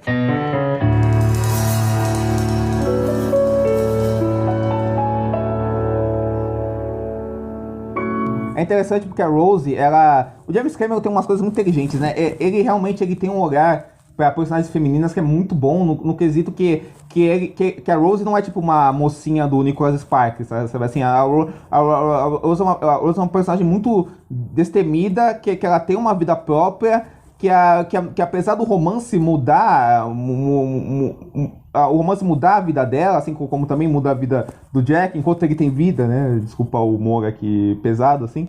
Mas assim, por mais que isso aconteça, assim, a própria Rose é uma personagem que tem características próprias muito bem colocadas. Tipo assim, aquele desprezo dela com essa vida burguesa que ela leva, o sarcasmo dela, assim, com a família dela, com o Carl, assim. Ela tem um senso de humor, assim. Ela é uma personagem muito...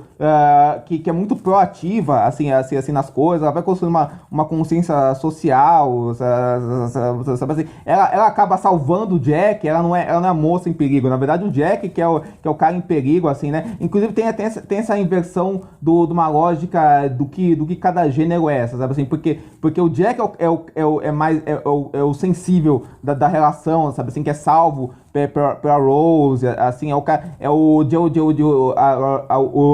Jack é o cara que aparece na vida dela, encanta ela, que tipo, no clichê seria a personagem feminina que aparece, encanta o cara, assim, sabe assim, que faz o cara perder o prumo, é o Jack que faz isso, sabe assim. Então o filme tem várias essas pequenas coisas na construção da Rose que eu acho muito interessante e fazem que ela seja uma personagem feminina que é muito bem construída.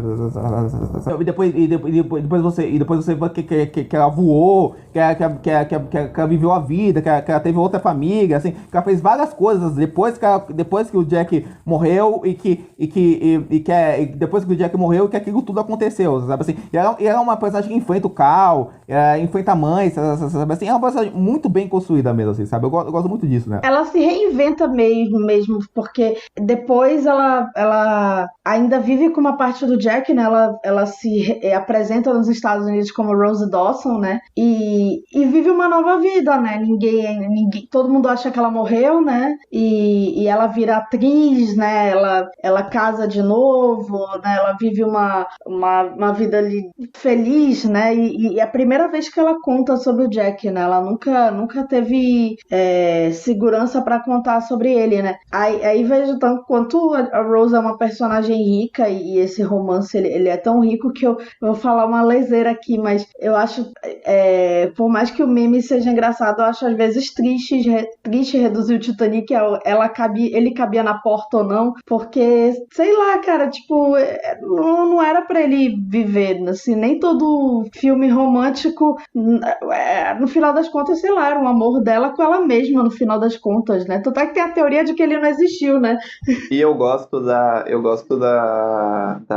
que ele morra, porque eu acho que constrói a ironia dramática, que eu acho que é uma das partes essenciais desse filme, que é a crítica social do James Cameron, né? Que é um filme sobre classe e é um filme que ele usa muito, assim, ironia dramática é descrita como quando você sabe algo que o personagem não sabe, né? Então, a gente sabe quando a gente tá vendo as histórias, a gente tá vendo o melodrama, a gente sabe como vai terminar, a gente sabe a tragédia, a morte que vai vir e tal. Então tem o James Cameron usa muito esses momentos, né? Como no início tem os diálogos, daí o cara que é dono da empresa do Titanic fala: o navio inafundável, ele é de aço, que é impossível de não sei o quê. Nem Deus afunda esse navio. E não é nem só ele, o cara lá, o Billy Zane também fala isso o tempo todo, né? Assim, tipo, de essa confiança, né, do cidadão de bem, né? Tipo, eu tenho Deus do meu lado, né? E eu gosto que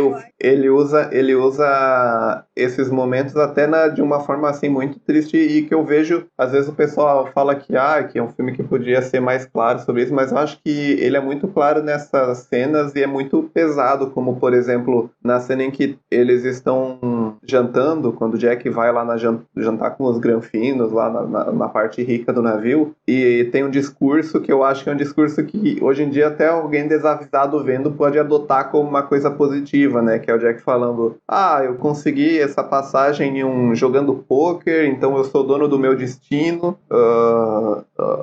quando eu chegar na América eu posso fazer o que eu quiser na minha vida, eu não tenho nada, eu sou um cara que posso fazer acontecer, e todo mundo fica: pô, que legal, o cara é independente, ele vai ter a vida dele, não sei o que. Mas o que eu acho que o James Cameron tá dizendo ali é muito claro, assim, porque é uma coisa de não, ele não vai porque ele é pobre, porque ele não vai conseguir um bote, porque ele não tem os meios para isso acontecer, porque quando o mundo real bater, ele vai perder, ele vai morrer, porque ele não vai... Eu acho que o filme todo ele usa muito essas cenas, assim, esses momentos, que eu acho que é o filme desastre, filme catástrofe, que costura tudo isso. É um filme que ele tá muito claramente... eu não vou chegar aqui ao ponto do Slavoj Žižek falar que é um filme marxista, né, como ele falou, mas eu acho que é um filme que ele usa muito essa coisa de classe, essa coisa de corrupção e de pessoas que valem mais que as outras. Então o filme tem cenas emblemáticas, né, como todo mundo preso lá embaixo e eles não deixam as pessoas saírem, tá todo mundo chaveado, né, as classes mais pobres não podem tentar se salvar, e daí tem a cena que eles quebram lá. E o filme no final ele é pontuado por essas cenas que ficam marcadas na memória mesmo, né, a cena do policial que mata o cara e se sente culpado, policial não, o guarda do navio, né, mata o cara e se sente culpado e depois se mata. A banda, né, que percebe que eles só existem ali pra dar aquela... Eles começam falando, vamos trocar uma coisa alegre, porque os ricos querem ouvir algo alegre. Depois, no final, eles acabam se juntando e falando, não, vamos tocar juntos porque é isso que nos define, é isso que vai nos trazer juntos.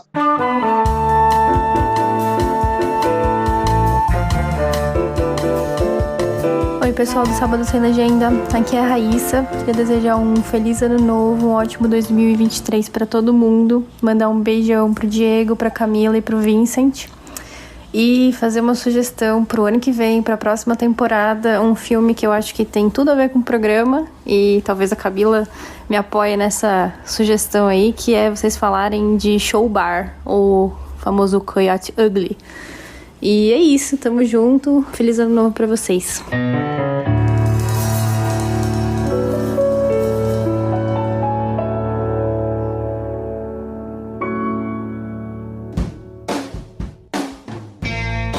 Deixa eu perguntar uma coisa polêmica pra vocês, assim, eu amo o filme, pra mim é uma obra-prima, tal, filmaço, tal, não sei o quê, mas tem uma questão do filme que, assim, eu fico na dúvida se eu gosto ou se não gosto, vou perguntar pra vocês, assim, pra mim é a única coisa do filme que talvez fosse um problema, o Big Zane de Cal, assim, o que vocês acham do Big Zane de Cal, assim, sabe assim, porque eu admito que várias...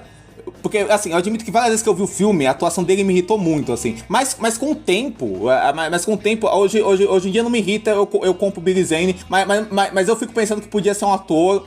Não que o Big Zane... Assim, o Big Zane vinha do Fantasma, né, lá, os super-heróis, sabe assim, que foi no ano anterior. E estavam tentando engatar ele como um astro de Hollywood. E, inclusive, acho que a melhor atuação dele é num filme muito bom, que tem a Nicole Kidman, o Sam Neill, australiano, que é do Philip Noyce, que a gente já falou dele agora, não vou lembrar o nome agora. Assim, Terror a Bordo, o nome em português. Terror a Bordo. Eu nunca vi. Ótimo filme, assim, sabe assim. Mas nesse filme, no Titanic eu achei muito canastrão, mas eu acho que o Cal funciona, porque o filme tem muita... Tem muita essa coisa de ser direto. O filme é muito direto, assim, sabe assim. E o Cal tá dentro dessa lógica de melodrama, de ser o vilão, de ser o arquétipo do burguês babaca, que é a antítese do Jack. Tudo que o Jack é, o Cal não é. Assim, e até o fato do DiCaprio tá bem e o Big Zane tá mal, acho que talvez funcione nesse quesito, assim, que é a antítese mesmo, assim, um flui dentro daquela lógica do filme, o outro é essa coisa canastrona, assim, sabe assim, mas enfim, desenvolvam isso bem agora. Não, eu gosto justamente por ele ser canastrão, por ele ser, você percebe assim que não tem como a Rose ser apaixonada por ele, porque ele não tem nenhuma característica apaixonante, ele é sem graça, ele é canastrão, ele é brega. E ele é sensível, né, ele é meio masculinidade frágil, assim, em vários momentos. E ele não gosta de arte, né? Ele não... Esse tal de Picasso, né? Isso é muito bom, inclusive. Né? Isso é ótimo, essa cena é ótima. É muito bom. Ele é tipo ele é um proto-eleitor do Bolsonaro, né? O Cal é um proto-eleitor do Bolsonaro. Né? Exatamente, ele estaria no CMA, que aqui em Manaus é CMA, mas ele estaria no exército. Estaria. Na frente dos quartéis aí, tacando fogo. Com certeza. Mas, vestido de verde e amarelo. Mas eu acho bem cafona, assim, eu acho que é o casting certo. Eu gosto também, eu acho que até tem vários personagens que eles são meio, sei lá, diminuídos a esse papel mesmo, mas eu acho que o filme trata bem deles, então a gente acaba, por exemplo, o engenheiro do Titanic, que eu acho que eu gosto. Sim, eu gosto do Victor Garber. eu gosto do ator, eu gosto do personagem. Eu acho que ele não tem muito o que fazer, mas ele faz muito bem o que ele faz. Então. Ele vira tipo uma figura. Assim, guardado devido proporção, ele vira tipo uma figura paterna pra Rose, quase, assim. Sim, e eles são personagens tipo, que acabam Rose, sendo emblemáticos, né? Não sei o quê, né? Eles acabam sendo emblemáticos por essas marcas dele. Outro personagem que eu gosto é do David Warner, que é o capanga do Billy Zane. O capanga do Billy Zane. É um personagem legal também, assim, ele faz nele sempre aquela presença assustadora e tal, então acho que tem vários, assim, até do próprio lado do Jack, o Fabrício e o outro amigo dele são, tipo, X, né, são um fiapo de personagens, mas eles funcionam, né, porque eles são amigos do Jack, você gosta do Jack e tal, então acho que é um filme que parece que tem um elenco imenso, né, assistindo você pensa, nossa, quanta gente tem nesse elenco e quanto personagem tem nesse elenco, né, mas eu gosto bastante. Eu acho que até esses personagens, assim, que são esses homens em posição de poder, né? O Victor Garber, né? O Wise May, né? O Bernard Hill, né? Que é o capitão. Eu adoro a cena do capitão afundando. Acho exatamente. foda. Eu gosto muito dessa cena com eles, que mostra meio que o fracasso do sonho deles, assim, e eles meio que indo. Mesmo os que se salvam, assim, meio que é um fracasso, assim, pra vida. Como se a morte deles tivesse... Até o próprio Billy Zane, né? Depois a gente descobre que ele se matou no sim, que ele 29, se matou, né? Assim, de 29 mas e tal, assim. Esses dois aí que são o Victor Garber e o Capitão, eu gosto muito porque eu adoro os atores, né? Eu acho eles muito bons, inclusive o Capitão, que é o Bernard Hill. O Bernard Hill é muito bom, né, cara? Assim, ele é um ator que ele, no Senhor dos Anéis, nesse filme, ele fala só com os olhos, né? Ele é muito bom ator, assim, sabe? Assim, tem muita emoção dos olhos. E eu gosto desses momentos, assim, que eu acho aquela coisa que é o talento do James Cameron de pegar uma cena e você definir o personagem com aquela cena, que é essa do Capitão, né? Ele tá lá afundando junto com o navio, e o Victor Garber, o navio tá afundando, tá tudo cagado, todo mundo indo embora, e ele tá esperando na frente do relógio pra ajustar, pra dar corda no relógio, tipo, pra nada, né? Mas eu acho que diz muito, porque aquela coisa, ele é o engenheiro, ele tem que manter as coisas funcionando, eu acho que tem esse simbolismo e tal. São bem legais essas cenas, assim, eu acho que elas dão um estofo, elas dão um calor pro filme. Assim. Não, eu falo que tem uma ironia dramática, né? Tem essas várias ironias dramáticas, né? Que aquele babaca lá de bigode do navio, aquele Ismay, né? Que é o cara que... que ele é? Sim, que a última cena dele é muito... Ele é o representante da empresa, eu acho. É o representante da empresa, que em teoria é um dos culpados, mas um dos mais babacas, e o cara consegue se salvar, assim, né? E consegue se salvar na covardia dele, assim, e enquanto o Victor Garber, o Bernard Hill, eles morrem com o navio, né? Assim, sabe assim, né? Então o filme pontua bem essa... porque acho que no caso do Capitão, né, do Victor Garber, principalmente acho que do Capitão tem uma coisa assim da vergonha, né? Da vergonha. Vai até uma coisa assim, de masculinidade também, né, assim, o maior navio, né? Tem até uma piada, né, que eu não lembro agora se é a Rose ou é a Molly Brown que fala que, vocês sabem o que dizem, né, foi a Rose que falou, você já ouviu falar no Freud, o que ele dizia sobre coisas grandes, né, assim, que navio grande era pra compensar alguma coisa, assim, e acho que tem muito disso também, desses homens estarem querendo mostrar o poder por meio do navio, né, assim, que era um navio maior que o Mauritânia, né, que era um navio, e enfim. Essa coisa de demonstrar poder e masculinidade, o Cal, na verdade, ele quer a Rose a todo custo, não é só porque eles estão marcados de se casar, tal, não sei o quê, mas também porque ele não aceita perder a Rose, porque a Rose é uma posse pra ele, né, assim, e essa coisa da masculinidade frágil dele também, né, assim, Tá entendendo uma cena que a mãe da Rose fala que parece que elas estão começando a perder dinheiro, e o casamento é realmente uma coisa assim de... Sim. De as famílias se juntando, né? Uma coisa assim. Inclusive a mãe da Rose, na época, a Frances Fisher, a gente já falou dela nos Imperdoáveis, era casada com o Clint Eastwood, né? Assim, né? Na época ela... Frances Fisher. Na época era a senhora Clint Eastwood, assim. E esse filme tem, assim, ele causou, né, uma revolução na vida do James Cameron, né? Porque não só profissional, porque pessoal, né? Porque ele era casado com a Linda Hamilton e fofoca. Aí ele conheceu a Suzy Ames, né? Que era a neta da Rose, né? Da Rose. E aí eles são casados até hoje. A gente precisa de uma vinheta pra fofoca. Fofoca, verdade. Vou fazer. Ano que vem vai ter o ok.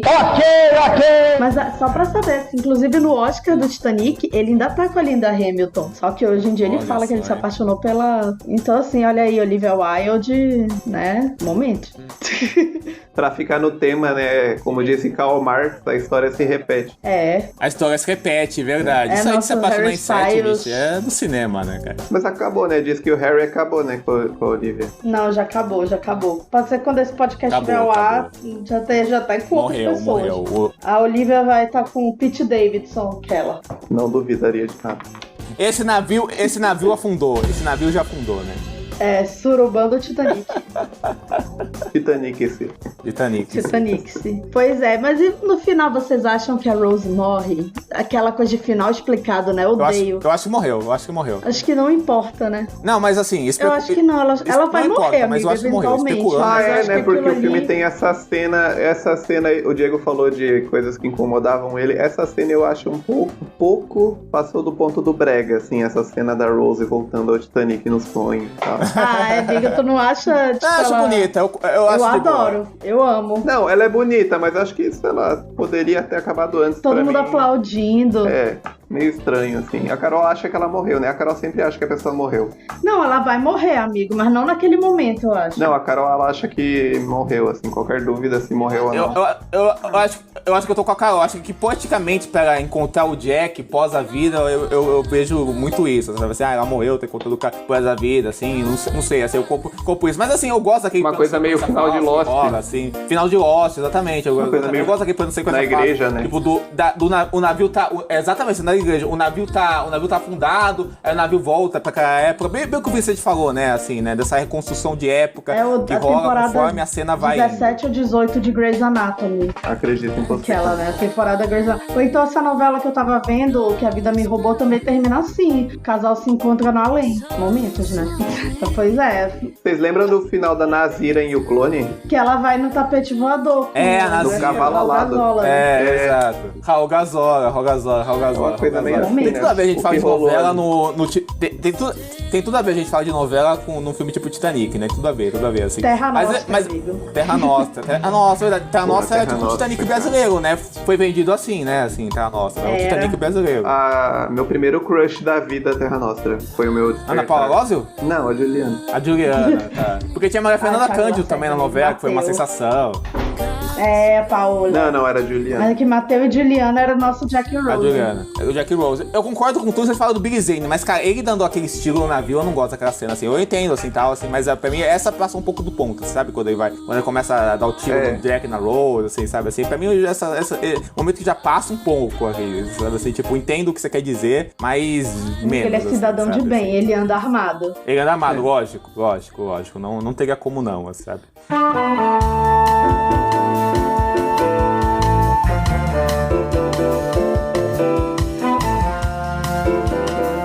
Oi pessoal do Sábado Sem Legenda, aqui é o Vitor, o único careca que participou desse podcast, eu acho. Queria agradecer primeiramente o convite de ter participado de 2 episódios do Sábado Sem Legenda, tanto o de The Card Counter quanto o de Crimes of the Future, foram ótimos. E agradecer a amizade aí da Cami, do Vincent e do Diegão. E para desejar um feliz 2023, eu acho que um filme que poderia ser tema do podcast é Police Story, do Jack Chan, dirigido pelo Jack Chan, estrelado pelo Jack Chan. É um filme de ação que tem na Prime Video e o Jack Chan é um policial, por isso Police Story. E ele está investigando um caso super complexo de um crime que ele não consegue provar. Talvez o primeiro hit do Jack Chan nas bilheterias, por mais que ele tenha feito outros filmes antes, Police Story foi o filme que jogou ele pro mundo, que jogou ele pra fama, e que transformou ele até hoje em um cara tão querido por todo mundo que gosta de cinema. Feliz 2023, forte abraço e até mais. Até um próximo Sábado Sem Legenda.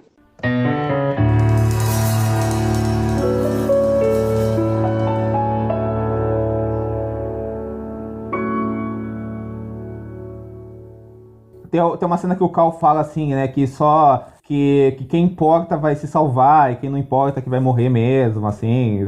Tem... Estão enchendo os barcos de acordo com as classes? Espero que não fiquem cheios demais. Ah, mamãe. Cale a boca! Será que não entende? A água está quase congelada e não há barcos para todos, só para metade. Por favor, mantenham a... Metade dessas pessoas irá morrer. A metade superior, não.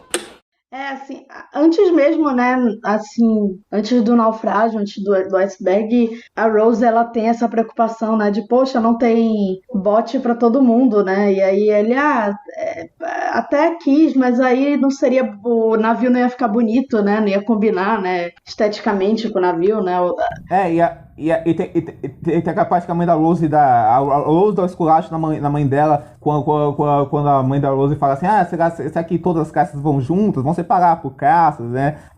Quem vai em cada bote. Ela reclama que tá ficando muito cheio o bote, né? Tá ficando muito cheio o bote, né? O filme é cheio dessas coisas, né? Eu acho que o James Cameron, assim, ele claramente tem uma simpatia pela classe trabalhadora, né? Você claramente vê quando a Rose vai lá pra festa do Jack, é todo mundo feliz, todo mundo alegre, tudo aquilo, sabe? Assim, aquelas pessoas que não tem nada, mas tem a coletividade delas e as relações delas, assim, e quando você tá nas cenas da Rose, no jantar, tudo isso, é toda uma falsidade, são pessoas infelizes, são pessoas falsas, é uma educação que é toda artificial, que é tudo isso, que é o que irrita a Rose, né? E por isso que ela odeia aquele mundo, né, assim. Ele tem um desprezo por personagens burgueses do filme. Mas ao mesmo tempo ele não é tão maniqueísta a ponto de dizer, quem é rico é bom, quem é ruim, sabe? Ele tem, por exemplo, a personagem da Cat Bates, né, que a Camila falou aí, que é uma personagem real. Mas aí também é um nível, ela não é old money, né? Ela não é rica de nascimento.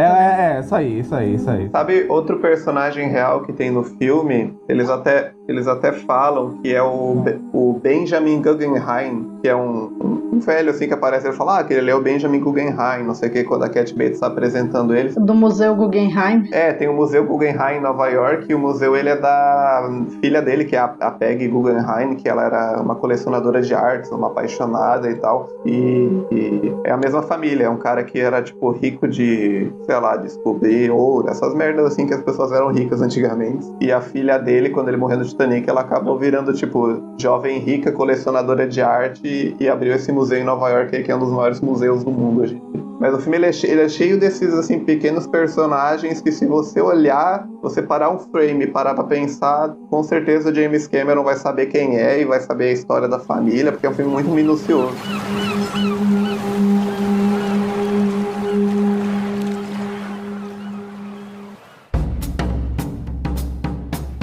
A gente vai para as notinhas, então, desse grande filme que é Titanic, assim. Camila, vou começar com você, que eu sei que você é uma grande entusiasta do filme. Qual vai ser sua nota e as considerações finais para Titanic? Amigo, 5 saxofones, um coração e um coração do oceano. E, enfim, e muita Celine Dion para todo mundo. Para mim também, 5 saxofones, 5 violinistas, 5 icebergs e filmaço, amigo, eu acho. Pelo amor de Deus, só tá falando das coisas ruins do filme. Não. Filmaço mesmo, eu acho incrível. Hoje em dia talvez seja... Não, eu adoro o James Cameron, não vou dizer que é o meu preferido, mas é aquela coisa, o meu filme preferido do James Cameron é o último filme que eu vi do James Cameron. É realmente difícil decidir. É o meu James Cameron preferido e talvez seja... Não vou dizer que é meu vencedor do Oscar de melhor filme preferido, mas tá lá. Eu gosto mais, acho que do Terminator 2, mas eu acho que o Titanic em segundo ali, bem coladinho. E você, Diego, sua nota? Diego? Então, eu vou dar 5 saxofones pro Titanic também, não tem como, né? O filme só cresce nas revisões, assim, é uma obra-prima.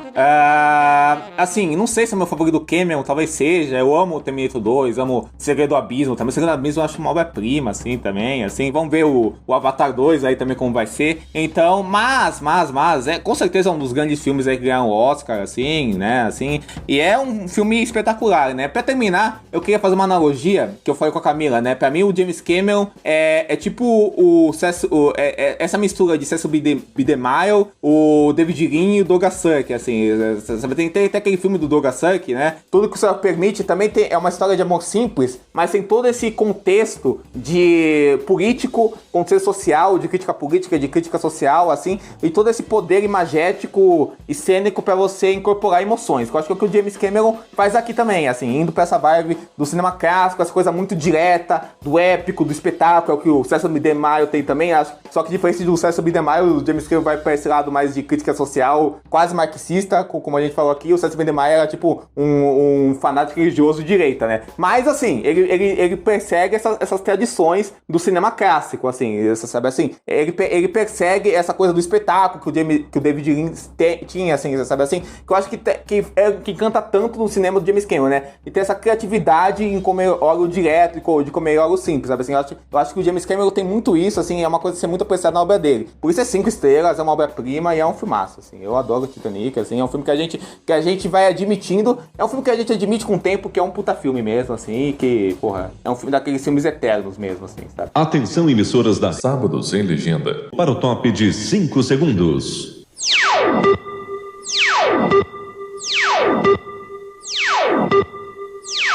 Então, gente, a gente vai pro nosso top 5, o nosso último top 5 do ano, e por isso a gente vai fazer um top 5 especial, temático, ao invés de falar de algo ligado ao tema do podcast de hoje, que poderia ser, sei lá, top 5 vencedores de Oscar, o top 5 James Cameron, o top 5 Leonardo DiCaprio, o top 5 Kate Winslet, top 5 Big Zane, quem sabe? Quem sabe um dia. Mas assim, a gente vai para um top 5 dos melhores filmes de 2022, né? Os filmes de 2022 que mais tocaram a gente, porque fica de dicas de vocês, pra vocês irem atrás, reverem, questionarem a gente, ou elogiarem a gente, fica à vontade. O mundo é de vocês, assim. Lembrando que o nosso top 5 conta só lançamentos oficiais no Brasil. Queria começar por você, Vincent. Qual é o seu top 5 2022? Eu não quero começar roubando aqui, mas eu quero dizer que eu vou dar só uma menção honrosa, que eu acho que é um filme que ele sumiu aí, foi esquecido no churrasco, apesar de a galera ter gostado no início do ano, mas ninguém mais lembra dele. Mas acho que vale a pena ver, não sei se já tá no streaming, se vai chegar, que é o Ambulância, filme novo, que é o filme novo do Michael Bay, que é o retorno do Michael Bay à ação em Los Angeles, que eu acho que é um filme muito legal.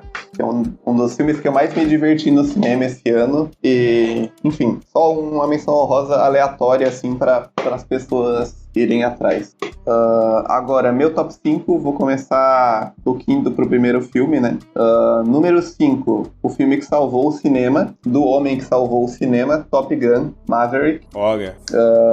Número 4, um filme que era do Oscar do ano passado, mas estreou esse ano aqui em janeiro, aqui no Brasil, que é um filme que eu adorei aí. Inclusive, um grande abraço pro Carlos Carvalho aí, que também amou, que é o Licorice Pizza. E o número 3, o melhor filme estrangeiro do ano, que é o RRR, filme indiano aí, que também acho que tem a ver com Titanic, né? Que é essa coisa épico, melodrama, musical, tá tudo ali dentro. Luta de classe, filme que tem aí seus paralelos com o filme de hoje. Não tem meio nenhum de ser cafona e direto, né? O RR. Amo. Exatamente. Número 2, eu como homem branco angustiado, né? Que sou o público-alvo do filme, amei, me emocionei demais com Armageddon Time, que é o filme novo aí do James Gray, que eu acho que é um filme que tá sendo surpreendentemente polêmico, que muita gente tá dizendo que é o James Gray meio fora de forma, e pra mim eu acho que é o contrário. Eu acho que um dos melhores filmes do James Gray, um dos filmes que mais me tocou, assim, pessoalmente, nessa coisa de ser um drama e ao mesmo tempo falar da América, e ao mesmo tempo ser esse cinemão clássico do Gray, eu acho espetacular mesmo, grande sessão que eu vi na mostra de cinema. É um filme que tá dividindo até os fãs do James Gray, né? Até os apaixonados por James Gray estão dividindo. Exatamente, assim, tem muita gente dizendo que não vê uma força no filme, mas pra mim é o contrário. Eu acho que é meio que o anti-Belfast, né? Que eu acho que tem seus paralelos aí, mas é um filme que ele acerta onde Belfast errou. E o primeiro lugar, que é um filme que eu fui meio reticente em colocar no meu primeiro lugar, mas é um filme que eu vi e daí eu pensei, será que eu gostei tanto assim? E daí depois eu pensei e eu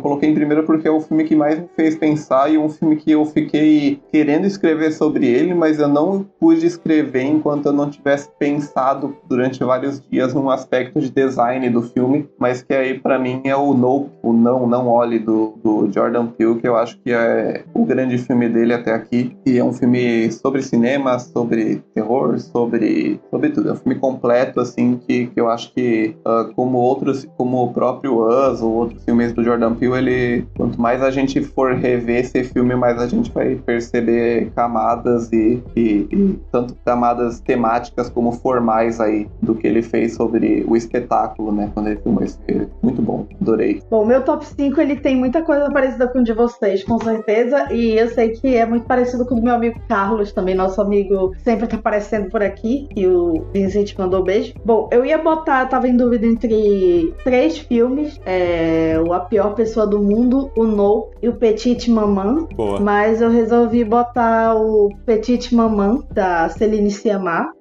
Também posso destacar o Acontecimento, da Audrey Divan, também, muito, muito bom. Mas o Petite Maman, da Céline Sciamma, é um filme assim, muito doce, lindo. muito diferente do cinema dela. E acho que é um filme assim, mesmo pra quem não é muito fã do cinema cult, entre aspas, ele é muito acessível, assim. E é história assim de criança, assim, de coming of age, né? Mas com um tom mais assim, dark ali, bem triste, porém muito bonito. Em quarto lugar, o filme que talvez, não sei se é o primeiro lugar do Diego, mas tenho certeza que tá no top 5 dele, que é o Marte 1, que é o grande filme nacional do ano, né? E nosso representante no Oscar.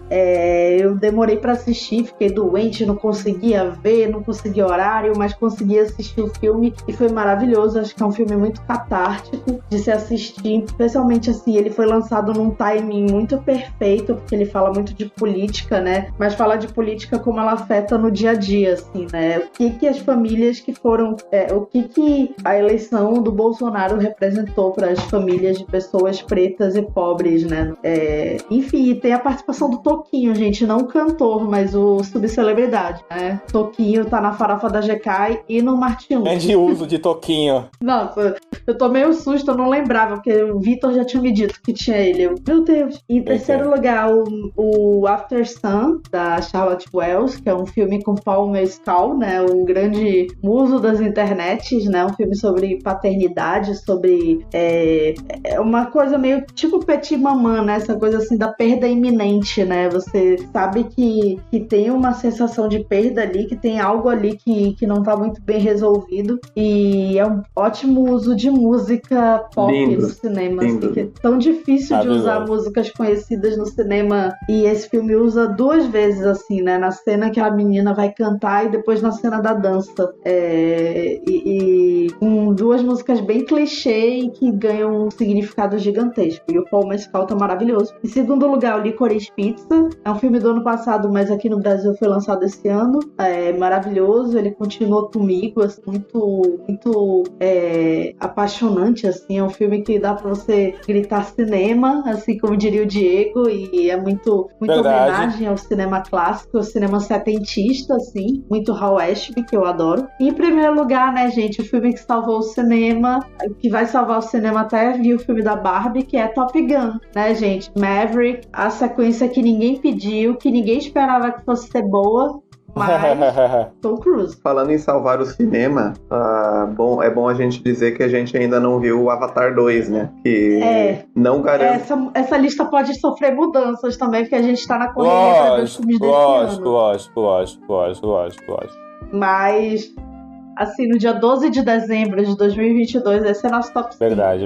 E eu ainda não vi o filme da Sarah Polley, por exemplo. Então, a gente tem ótimos filmes esse ano. Enfim, Top Gun, gente. Top Gun. Não sei se vai voltar no cinema no Brasil, né? Que eles vão voltar pro cinema agora pra tentar ganhar mais dinheiro e ganhar timing pro Oscar. Mas, assim, se estiver no cinema no Brasil de novo, veja esse filme no cinema. Você também, Isabel. Assista no cinema.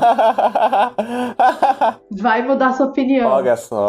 Desafiou. Não, mas assim, gente, eu vou fazer meu top 5 aqui.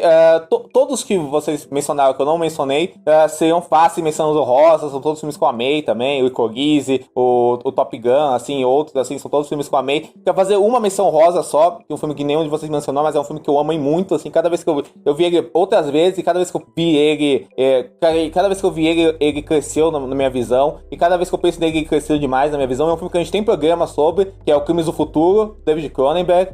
assim, que é um filme... É o meu número 6. Que é um filme foda, assim. Seria o meu número 6, exatamente. É o meu número 6, assim. Que é um filme que eu amei muito, assim. Um filme de vibes que sempre me pegam muito, assim. Um filme que eu penso nele até hoje, assim, né? Um filme incrível. E lembrando o que a Camila falou, e o Vinícius falou também, é um top 5 de agora, né? Eu não vi Avatar, ainda falta os filmes do ano pra ver, assim. Então, é o top 5 do momento agora. Em quinto lugar... que a Lea Seydoux tá com o Rami Malek.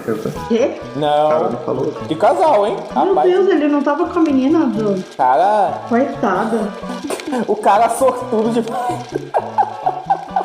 Coitada mesmo, né, cara? Porra, o cara só... Desculpa soltar essa... É mesmo, acabei de dar o Google, bicho. Soltar essa informação perturbadora agora, mas eu lembrei agora e... Perturbadora. Caraca, bicho. Não, mas assim... Ele já tava namorando a Cipó, então, né? Que é muito mais bonita do que ele, né?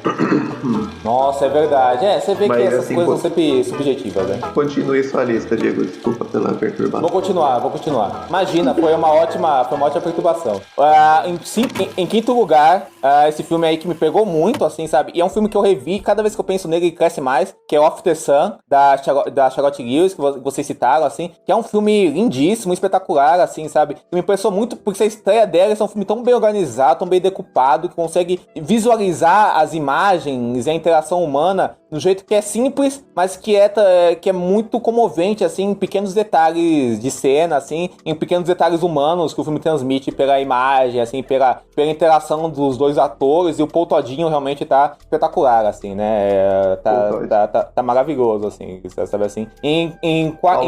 Paulo Todd. Em quarto lugar, eu vou botar o Roda do Destino, que é um filme de 2021, mas foi lançado no cinema esse ano, que é do Ryusuke Yamaguchi. Eu amo o Daimaka, mas pessoalmente eu prefiro esse filme, o Daimaka, o Roda do Destino, assim. É um filme maravilhoso, é um filme de uma série de contos, assim, de 3 contos, assim, que é sobre muito a arte da conversa, assim, é muito o cinema do Eric Romer nesse sentido, assim, sabe? É como essa trivialidade, essa banalidade acabam indo no cotidiano, sabe? Assim, é um filme sobre como essas coincidências são tão palpáveis dentro dessas emoções humanas que vão se misturando em cada conversa, assim. E é um filme que mostra como o Ryusuke Yamaguchi é um diretor tão foda em capturar esse psicológico de personagens dentro de uma lógica muito cotidiana, assim. Grande filme mesmo, assim. Em terceiro lugar, eu vou botar o Nope, do Jordan Peele, que realmente é um filmaço, assim, amo. Outro filme que, cada vez que eu penso nele, ele aumenta mais, é um filme sobre essa coisa da captura de uma imagem e do cinema como essa grande captura de um gênero, do terror, da história do cinema. Também é um filme que fala sobre relação humana, né, de dois irmãos, assim, sabe, assim. Mas muito essa coisa de você capturar essa imagem e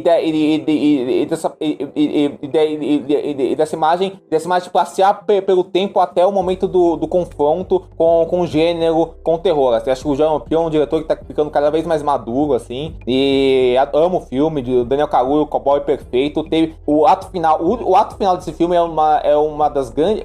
Tem algumas das grandes sequências desse ano, essa questão do criar um espetáculo mesmo, assim, é um filme que eu amo muito, muito mesmo, assim. Em segundo lugar, a Camila já citou, Marte 1, filme extraordinário, também revi, cada vez que eu penso, eu amo mais esse filme. Eu tive uma coisa nesse filme, que a primeira vez que eu vi ele, eu tive um ataque de choro no ato final dele, eu também.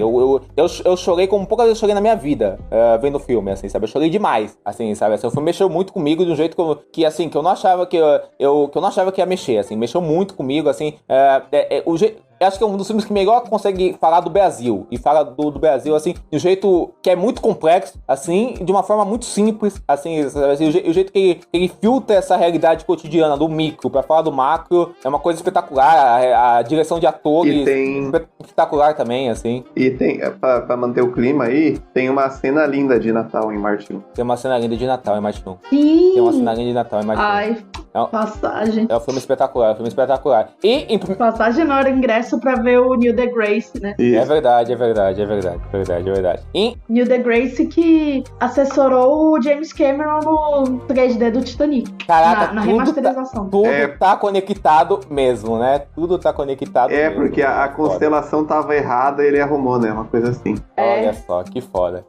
Em primeiro lugar, assim, eu vou botar um filme de um diretor que eu amo, que pelos papos aí no grupo do feito por ela. Eu descobri que ele divide opiniões aí. Infiéis, que é um filme que virou um dos meus filmes favoritos da vida, que é o Memória, do Apichatong e Pensei que fosse falar de Nolan. Não, Deus me livre. Deus me livre. E aí é Memória do Apichatong e Iaseptaku. Eu sempre falo o nome errado dele. Apichatong Warasetaku. É o Aracetaku, né? Joe. Assim. O Joe, né? Ele gosta de ser chamado de Joe, assim, né? Um gênio, né? Assim, que é um filme basicamente sobre a Tilda Swinton se deslocando em diferentes ambientes, assim. E na verdade é um filme sobre você se ligar aos ambientes junto com a Tilda Swinton. Você cria uma relação de carne e osso pela forma que ele filma as cidades, sabe? Assim, tanto o meio urbano quanto o meio do interior, sabe? Assim, eu me senti... Assim, esse filme, eu já tinha retornado ao cinema vendo o Lady Bergman, né? Assim, que eu vi na mostra e tal, não sei o que. E foi muito foda ver Lady Bergman no cinema. Mas esse filme foi uma das melhores experiências do cinema da minha vida, assim, sabe? Assim,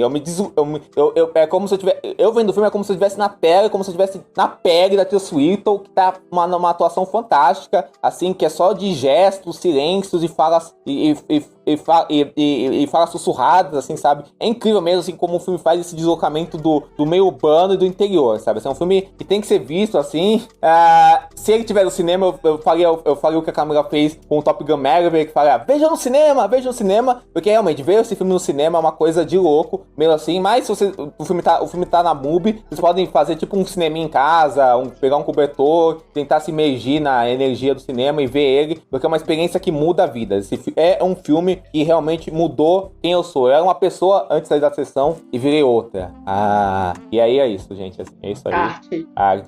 Arte faz isso, sim. Gostei. O top 5, né, que teve várias coisas em comum, né, entre a gente, né? Você vê que a gente combina tudo, né? Assim, a gente não tem opinião própria, né? A verdade é essa. Sim. A verdade é essa, tá foda. É verdade, cinéfilo é tudo igual.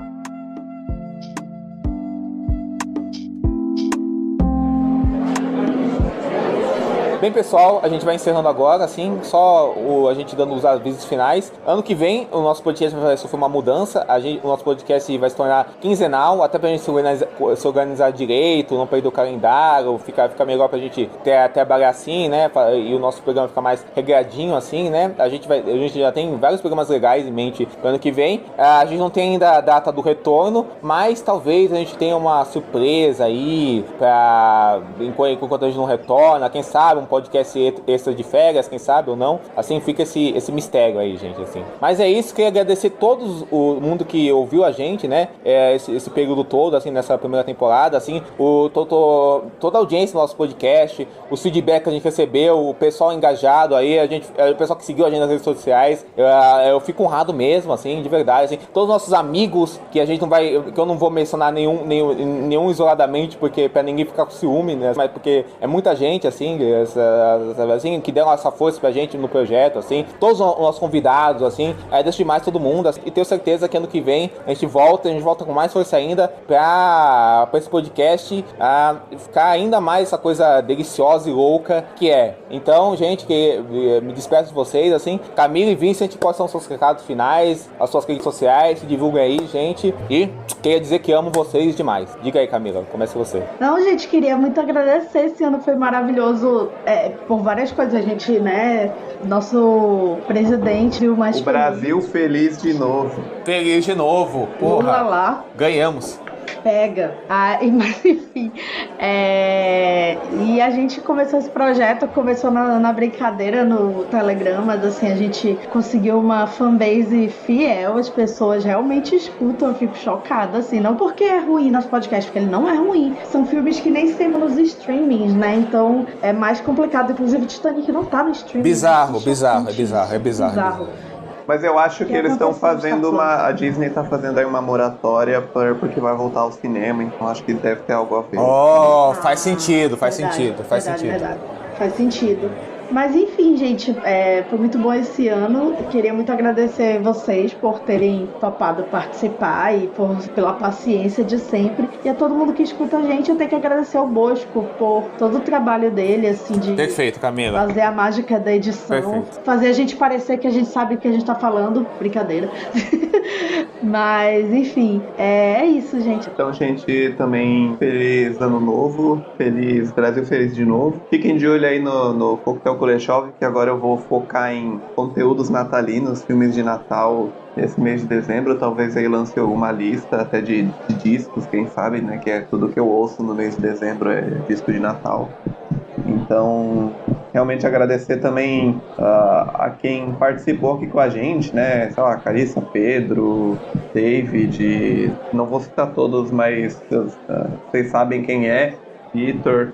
E também a quem fez participações especiais, aí o próprio Carlos, que a gente falou dele aí, a Larissa Padrão. A Larissa, as pessoas que apareceram aí, foi muito legal fazer esse podcast esse ano, e ano que vem a gente volta mais organizadinho aí, com um calendário mais light pra gente produzir melhor também. E um grande beijo. É isso, gente. Falou! Let me see this perfect memory. Remember how it feels like lying in the dark, like I must be awake inside a dream. Darling, can we free? Quando o navio bateu num enorme bloco de gelo, ainda havia esperança de que ele se salvasse.